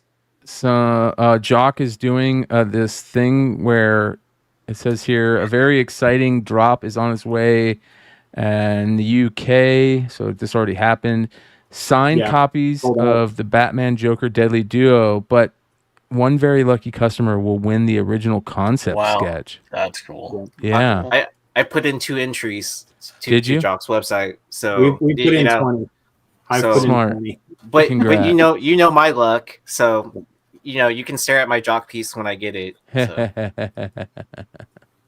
So. Holy cow, you guys. I saw that. I honestly, at that price, You'll I'd buy probably buy some. Yeah. I'm not going to lie. Yeah. Yeah. I feel like it's gonna jump back up like whenever this next Yeah. season comes out. This is beautiful. Beautiful. Greg Staples. Look how good that freaking Tank Girl is. Tank Girl, yeah. So good. This is the Tank Girl All Stars cover. All right, so this is gonna be Comic Mint's SDCC guests. They're gonna have Will Jack. I was talking about this earlier. Inhook Lee, Clayton Crane. So Alan Qua. I don't know much about Matt Wilson. I don't really care about Dan Jurgens. But if you're a fan of any of those guys, that's pretty. That's a destroyer's row of comic artists. Oh, it's KRS and Comic Mint, huh? Yeah. And I think Inhyuk Lee, if I'm not mistaken, had like an elbow injury, so missed a couple of conventions. So Shout out again to JC's comic stuff for this post right here.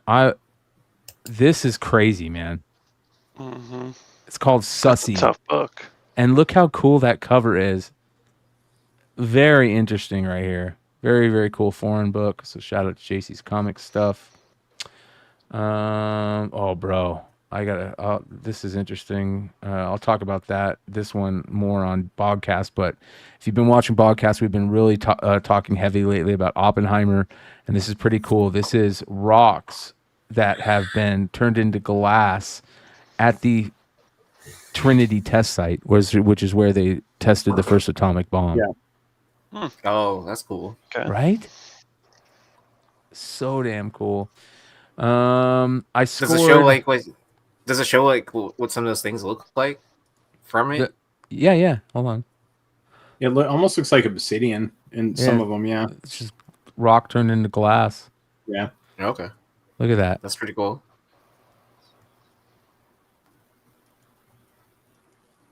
Wow.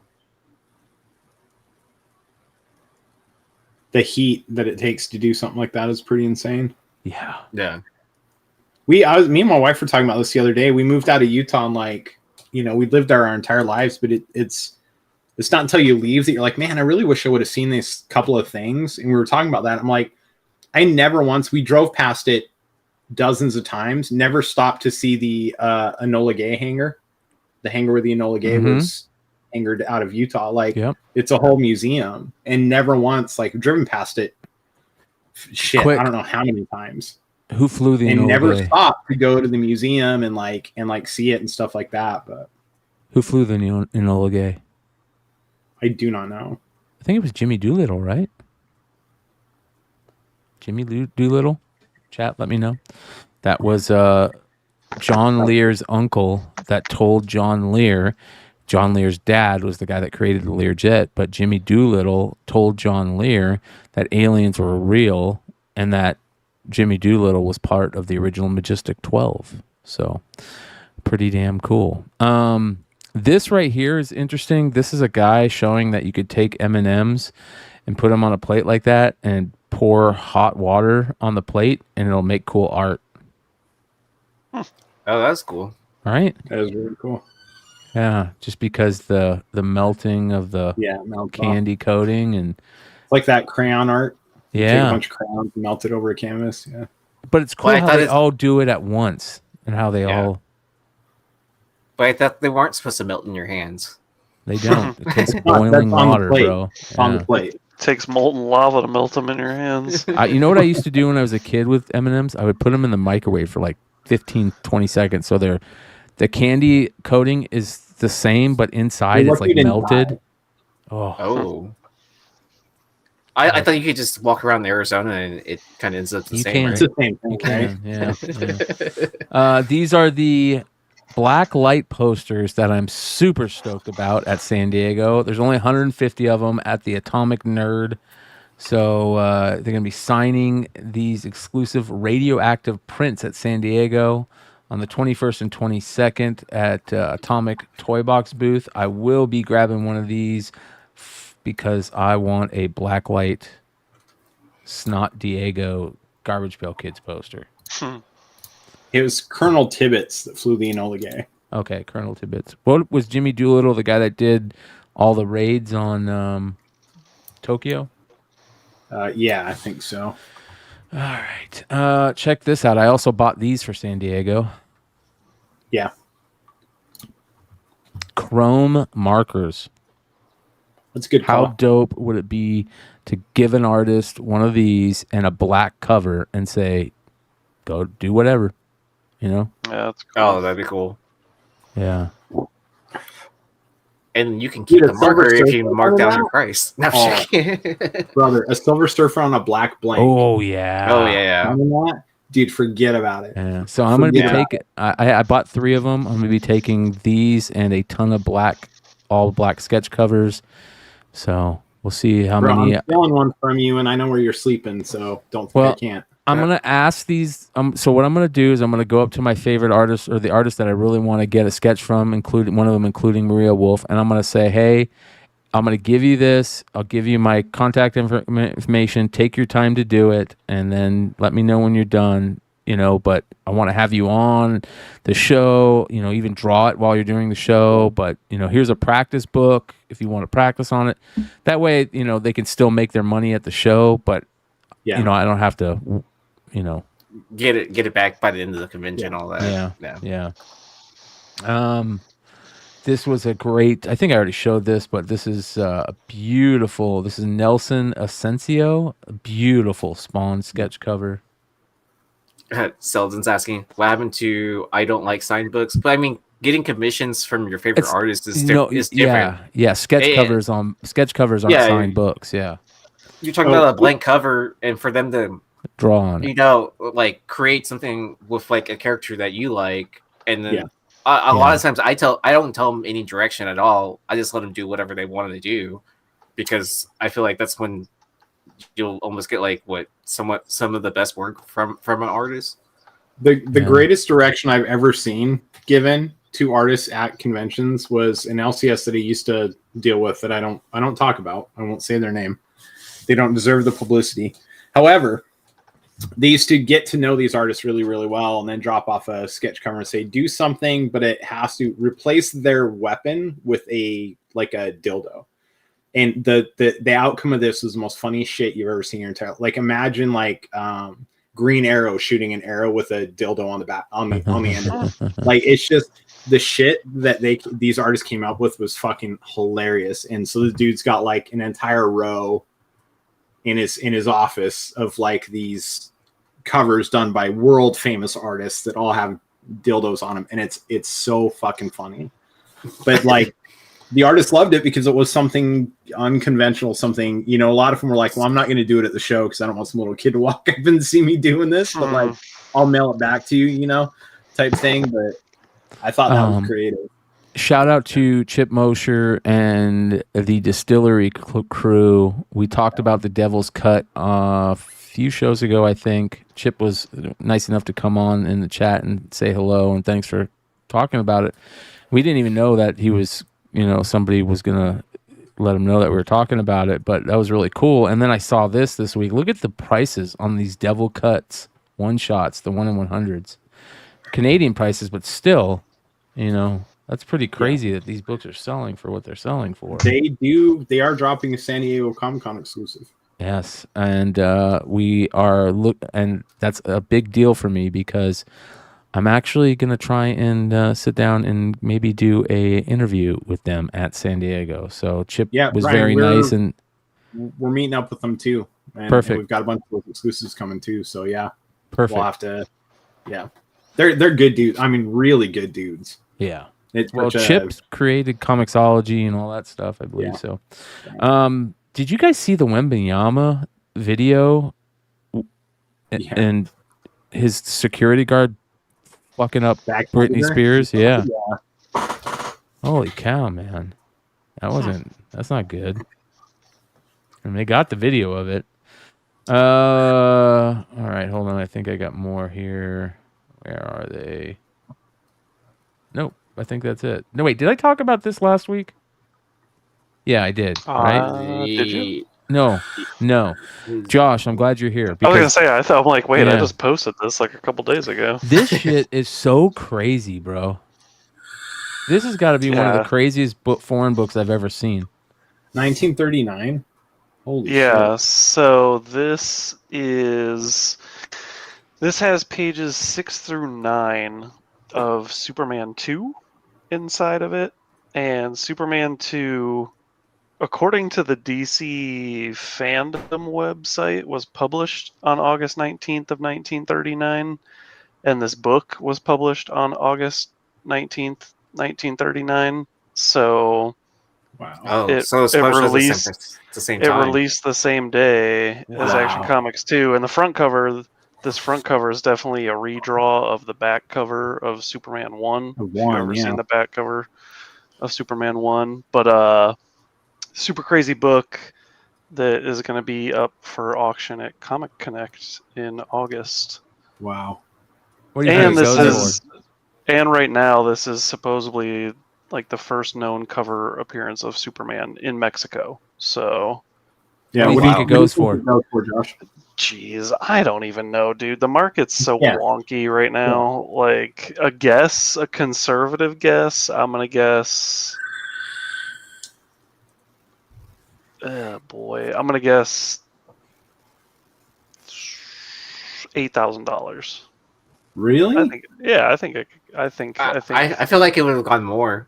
Like, I mean, I'm guessing conservatively. I mean, it could go for more, but I mean, $8,000 is a lot of money. I mean, this. Yeah. When you talk about books like this, I mean, I don't know how much the person paid for this book, but it probably wasn't more than a couple $100. So when you're selling that for $8,000, it's a good day. So, do you think your good old buddy's gonna buy this one? I don't know. I'm gonna send it to his wife. I have a couple of pictures that I'm gonna send to his wife and let her know. Hey. Oh, I was thinking musician. Yeah, I'm gonna send them to his wife. Yeah. Oh, I didn't know who you were in communication with. If it was his wife or if it was. No, or no, like business manager or something like that. Yeah, no. The last time it was his wife. Like I have her email address, so I just I just shoot her an email, and I'm like, hey, just in case Jack is interested, like here's this stuff. So yeah. Which is like amazingly cool, by the way. Oh, but yeah, you should also mention though with the Comic Connect thing that you have to set up your accounts so you can bid more than like a certain amount. He has to know because I'm sure he knows. He's no stranger to buying stuff off of Heritage and okay, like he buys all kinds of stuff off of Heritage, like That's comics, awesome. music, memorabilia, all that stuff. So We might be letting our. We have one of the original pressings of the first Tool poster that we bought from the artist. We've been sitting on it for fucking years. And Jonathan's like, I keep telling Jonathan, I'm like, let's not sell it because it looks good in his house. Like, but mostly because like I want to keep the Niobe painting that we have. So I'm like, I'll keep the Niobe, But yeah, he's been talking about it. He's like, dude, I just throw it up on eBay. I'm like, no, that's a Heritage thing, dude. Because it's not. It's literally signed by the artist as one of his original printings of the. It's like it was one of his personal copies. It wasn't one that was produced for the shows. It wasn't one that was sold later that he had sitting in the garage. It was one of his personal test printings. And I was like, no, bro, like you don't understand. Like music people would go nuts over this. Like this isn't an eBay thing. This is a big deal. Yeah. He's like, yeah, you're probably right. And I'm like, but in the meantime, got it professionally matted and framed. It looks great in your fucking house. Just keep it in your fucking house. Like hold on to this for the next 10 years, bro. Like you're really not in a hurry to move it or anything. So check how cool these custom figures are. This is from a IG account called 100 Mada or 100 MA. This is a Hulkuza that he made, a badass Hulk figure with a bunch of Yakuza tattoos. Look how crazy that looks, dude. That was really cool. That's pretty cool, actually. Yeah. It's amazing. He's got a full suit on. Yeah. Yeah. And he also does Wolverines. I didn't know Hulk had money like that. Yeah. Well, Yakuza, right? I mean, when you become a mad scientist, like, and you, that's true. Sell one government secret, you got enough money. So yeah. Or you need to make some sort of crazy drug. I'm sure you could. So look at that. Dude. But I was going to ask you, James, how can you look into Sebastian's eyes and tell him that you sold that painting?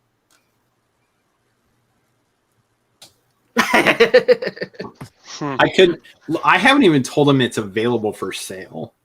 Ooh. But I told the artist, so the original artist of that, he sold some gallery paintings for like $6,000, $7,000, $8,000.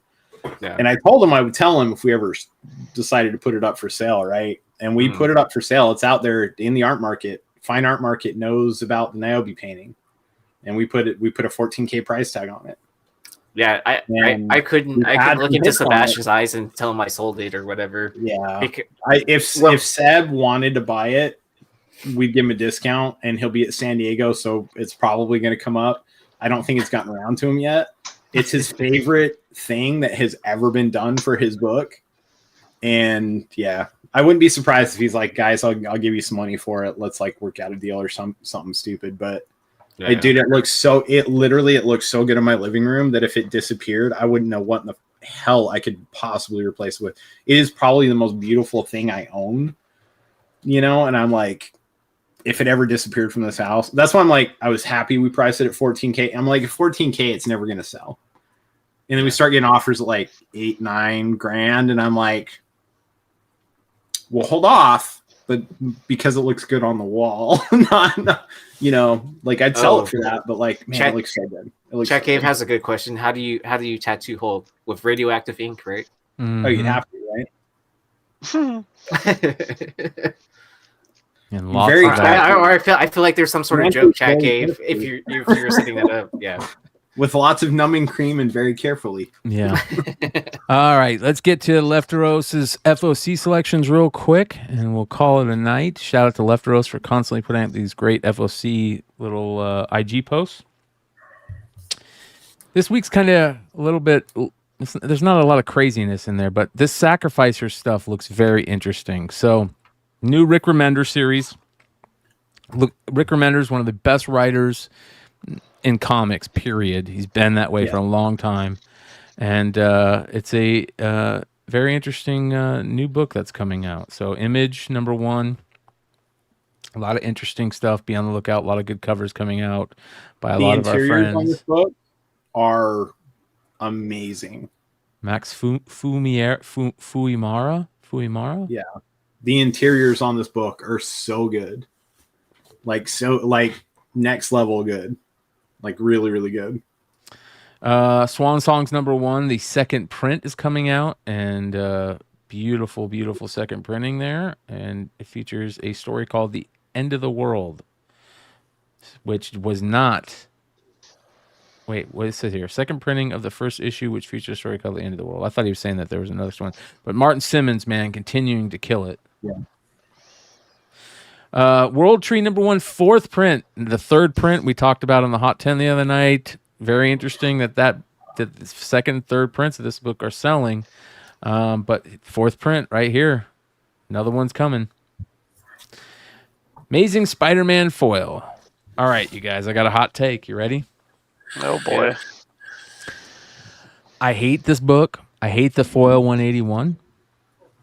But if you're a businessman, you pick as many of these up from Diamond or Penguin Random House or wherever that you can. If you can get them for cheap on FOC, you buy as many as you can, including this one, the Hulk 181 foil, because they will always sell. And if you can get on the foil, Marvel usually does really decent paper stock on foils. They have historically. So your chances of getting 9/8 are better, and 9/8 of this will make you $20 or $30 profit after cost. So they will. I have a question for Josh on this. Do you go heavy on this, or do you go heavier on the one from Mexico beforehand? Dude, I don't even know. There's so many foils. It's just out of hand. Like, if you really want a good one, just go for the chromium. These are just for selling. Yeah, that's true. Yeah. Like, I mean, Marvel's nowhere near as bad as DC, but like, it just seems like everyone just wants to do foil stuff, and it's just getting out of control. Yeah. I don't like what this signifies, though. Can I say that? Like, this to me looks in a way that Marvel was like,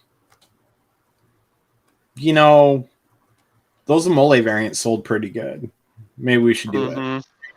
Yeah. And it makes me wonder at what point they start snagging other ideas.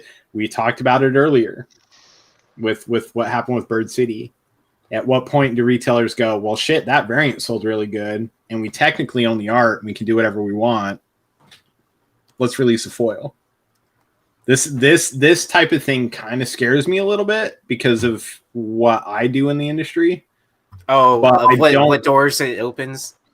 It does. It scares me a little bit because what they're doing is reprinting. They're basically reprinting the Lamole, right? And they're doing it FOC. Well, I don't think it was a Lamole. I think it was like a certain. Yeah, it was that one store, El Quinto Mundo. Yeah, but it's the same thing. They're attached to them. It's the same thing. Yeah, it's the same thing. But it scares me a little bit. But it's whatever.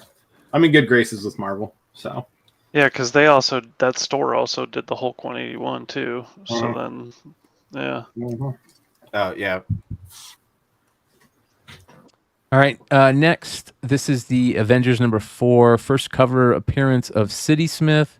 And maybe introduction of members of the Ashen Combine. If you guys are reading this, get an imminent cover. I don't know anything about this. Basically, it says here, will the entire Ashen Combine appear in the third issue? We don't know, but this issue will feature the first cover appearance of City Smith, one of the members of the Ashen Combine. If you guys follow Lefteros, make sure to read the little blurbs that they're putting into their posts. They talk about each book more than what they put on their I don't know what you would call this, the main picture. So it gives more information too. I buy in on most first appearances that aren't issue ones. Yeah, good. Because That's a good lot of point. people fall off. Like you look at sales numbers between issue 1s and issue 2s, 3s, and 4s. By issue 4 through 10 or 10 beyond, especially on major title like Marvel DC stuff, those are ones that have a potential for a higher upside because of lower print numbers. Yeah. But you can't hold it past Marvel to do a second, third, fourth, and fifth print. So And 125 on top of it. Yeah, Ghost exactly. Rider, Wolverine, Weapons of Vengeance, Alpha #1. Wow, that is a title and a half. This is the first appearance of the Stitcher, and you got a Stegman cover, which is okay, but again, first appearance, and it's Ghost Rider and Wolverine. So there you go. Thor, Immortal Thor #1. You got the beautiful Alex Ross. I just anything that Alex Ross does is beautiful to me. Dude's a god. Yeah, and another possible first appearance plus Al Ewing writing the Immortal story. You know, taking the Immortal idea and doing it with Thor. I'm all over that. So yeah, should be a good story. Yeah, and finally, the Ultimate Invasion #1 second print.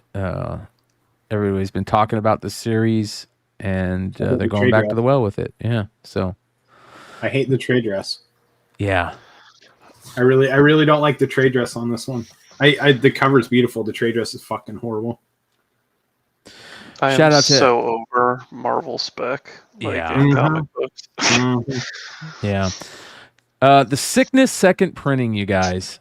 Yes. I like that one. Glow in the dark. Yeah, you can still buy this, I believe, on their website, and it's badass second printing Amazing. cover.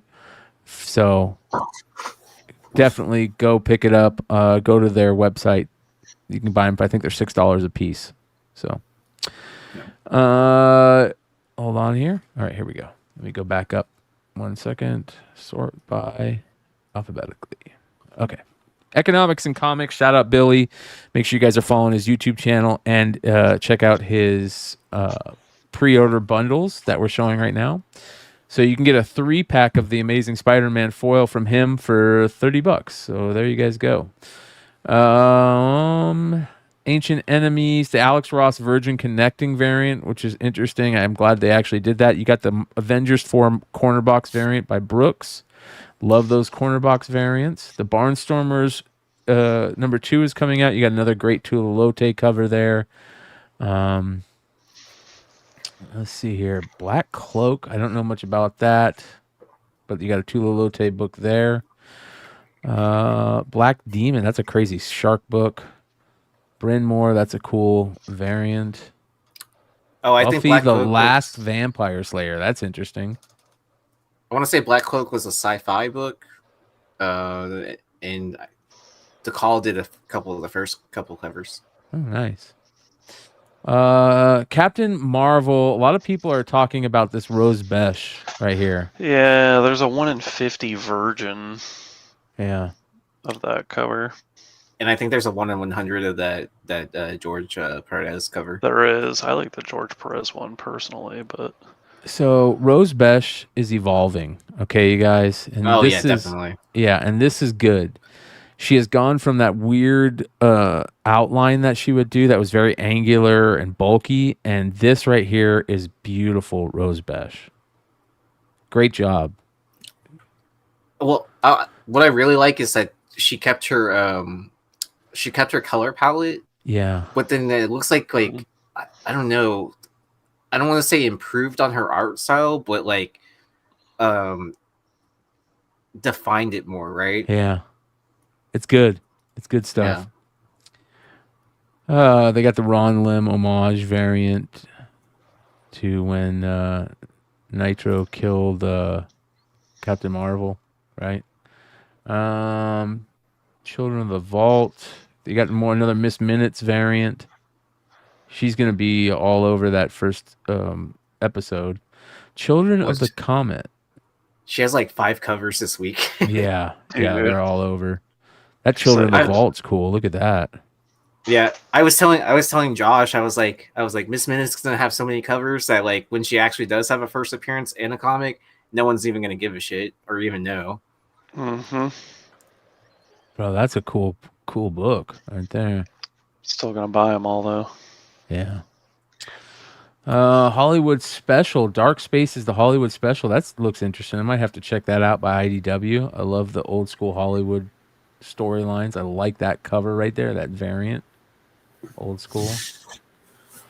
All right, let's continue on here. Again, this is economicandcomics.com, and make sure you guys go check out Billy's YouTube channel by the same name. Fire and Ice is coming out. Look at the Frazetta movie poster variant. Ooh, look at this one too. These are all pretty good. Wow. Hold on. Let me do this. All right, here we go. That one's great. Man, these are good. That Sienkiewicz one's cool. This one's really cool, the Manco one. But this Frazetta movie poster art, great. Love the red blank. Cool. Yeah, the red blank. That's great. Look at that Dominatrix #2. Nice. Did Lobos do a Dominatrix variant, James? I think so, yeah. The Frank Miller Wolverine's coming out for all you fans. Look at that Ghost Rider. What is this? Please tell me this isn't a foil. I don't want this to be a foil because I like that. No, but they're doing a 1 in 200 of that, where it's just a virgin. That's awesome. I like it with the trade, though. I don't know. Like, to me, it seems kind of lazy. It's a weak ass 1 in 200. This like where it's it doesn't have the trade on it, and it's just that symbol. Whoa. And then the Wolverine one's like a one. Or okay. One of them's like a 1 in 300, and one's a 1 in 200. I'm sorry, dude. I would buy these and get some cool art done on them. You could do cool art on this. You could color it in. You could add stuff to it. This, you could do cool art. You could draw in the white spaces. You know, I mean, yeah, but to do an incentive of that high, Yeah. you might as well have done a blank cover. Yeah, and then and I feel like it gives it an out too, right? That it's like within that same pathway that Big Time Collectibles is doing with the foils. well, you can it's get just like all this- 7 covers for $32 from Billy, so that's not too expensive, you know. Yeah, that's not bad. Right, but you know that there's so many that like there's that 1 in 200, 1 in 300 of virgins. Oh of yeah, those. yeah. I don't so- care about the virgins. I like the trade dress on this. Yeah. But yeah, I feel like it gives it an out for publishers or stores or whatever. Dude, that Graham to like that not hire an Flaviano cover- artist to do work, right? Yeah. That Yeah. Graham Flaviano cover is fucking amazing. Yeah, that's beautiful. Guardians of the Galaxy Luciano Vecchio variant is nice. Todd Knock Guardians variant. Ooh, what is that? That's a great Groot variant. Yeah. Ooh, look at that Heat Seeker second print art germ. Oh man. Wow. Why is that so good? Because it's Archer. Yeah. Because there you go. we were supposed to be getting Lobos on that, by the way, but his schedule is just a little too fucked, for lack of a better term, because Marvel keeps tossing shit at him left and right. So House of Slaughter, Momoko. Interesting. Yeah. That person has no arms. Uh-huh. Yeah. I gotta catch up. That's actually really fucking intense of a cover. That Raza's pretty good. Look at that. Yeah, it is. Mortal Thor stuff. Miss Minutes cover. Dude, that's my Momoko. favorite one. Yeah, that's my Momoko? favorite one. Yeah. Yeah. I like it too. With the lightning bolt reflection in the eye. Yeah, Yeah. that's dope. That's cool. Immortal X-Men, number 14. That's interesting. They've had some really cool covers for Junk Rabbit. Yeah, they have. I don't know what the book's about.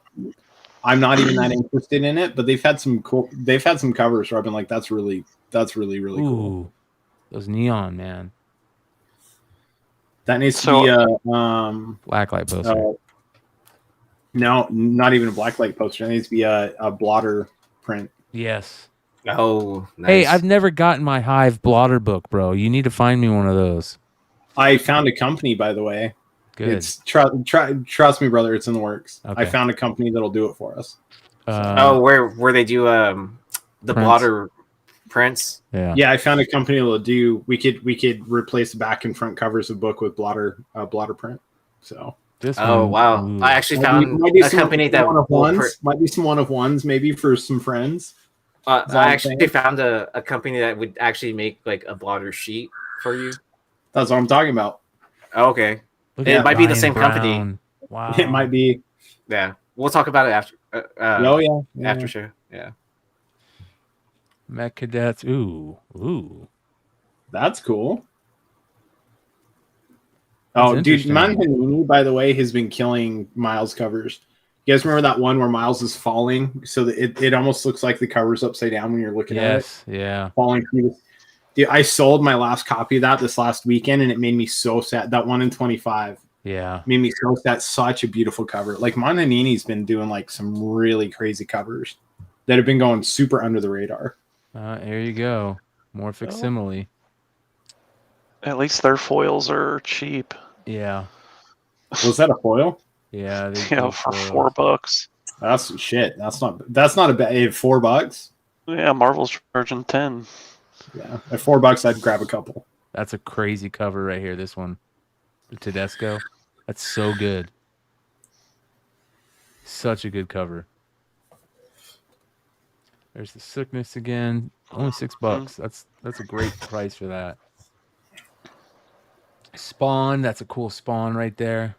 That one's pretty dope. Yeah, $344. That as a virgin would look really, really good too. Dude, it looks great with the trade dress. Again, it looks great with the trade dress, but even as a virgin, I think it would look really good. Yeah. Del Auto, Spider-Man, where this ruins it. Yeah. That banner. Yeah, that's pretty cool. Star Wars, Clone Wars. All right, last page. Ooh. That's an interesting. The connecting one's nice. Max Rebo is such a weird character. Yeah. Ooh, look at that, man. He's got the Blue Beetle prison pose. I like the blue background on that too. Yeah. That's good. Looks I good like the with it. 8 trade in the corner. Yeah. Jerry Gaylord, is that Liefeld's new artist name, or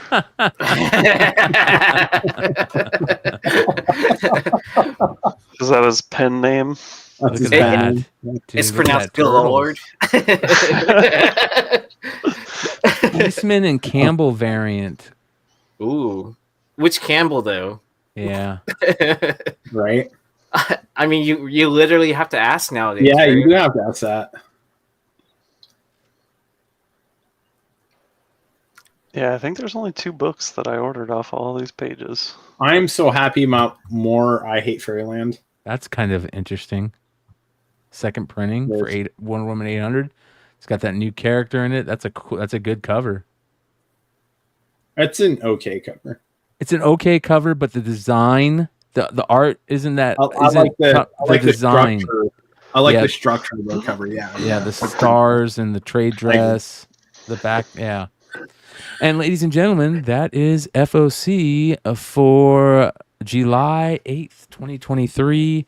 And I want to say thank you to everybody that hung out tonight. We are almost 4 hours in. So come hang out with us on Wednesday night for the other live show. And we are going to jump into the Discord right now, hang out for a couple of minutes while we smoke and call it a night. If you guys want to jump in there, it's the After Show Hangout Lounge. We'll see you in there. Otherwise, much love. Make sure you guys give a follow to everybody. Go give a view, extra couple views to Yeezee's music video that we watched at the beginning of the show. Very, very good stuff. Yeah, very. Yeah, because awesome, I pointed out that I was wearing your band shirt, so then we watched. Nice.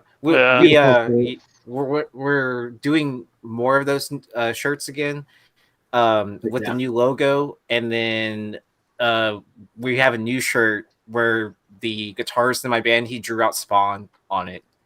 Very cool. Yeah. You'll have to send me what those look like. I might get another one. Okay, cool. Yeah.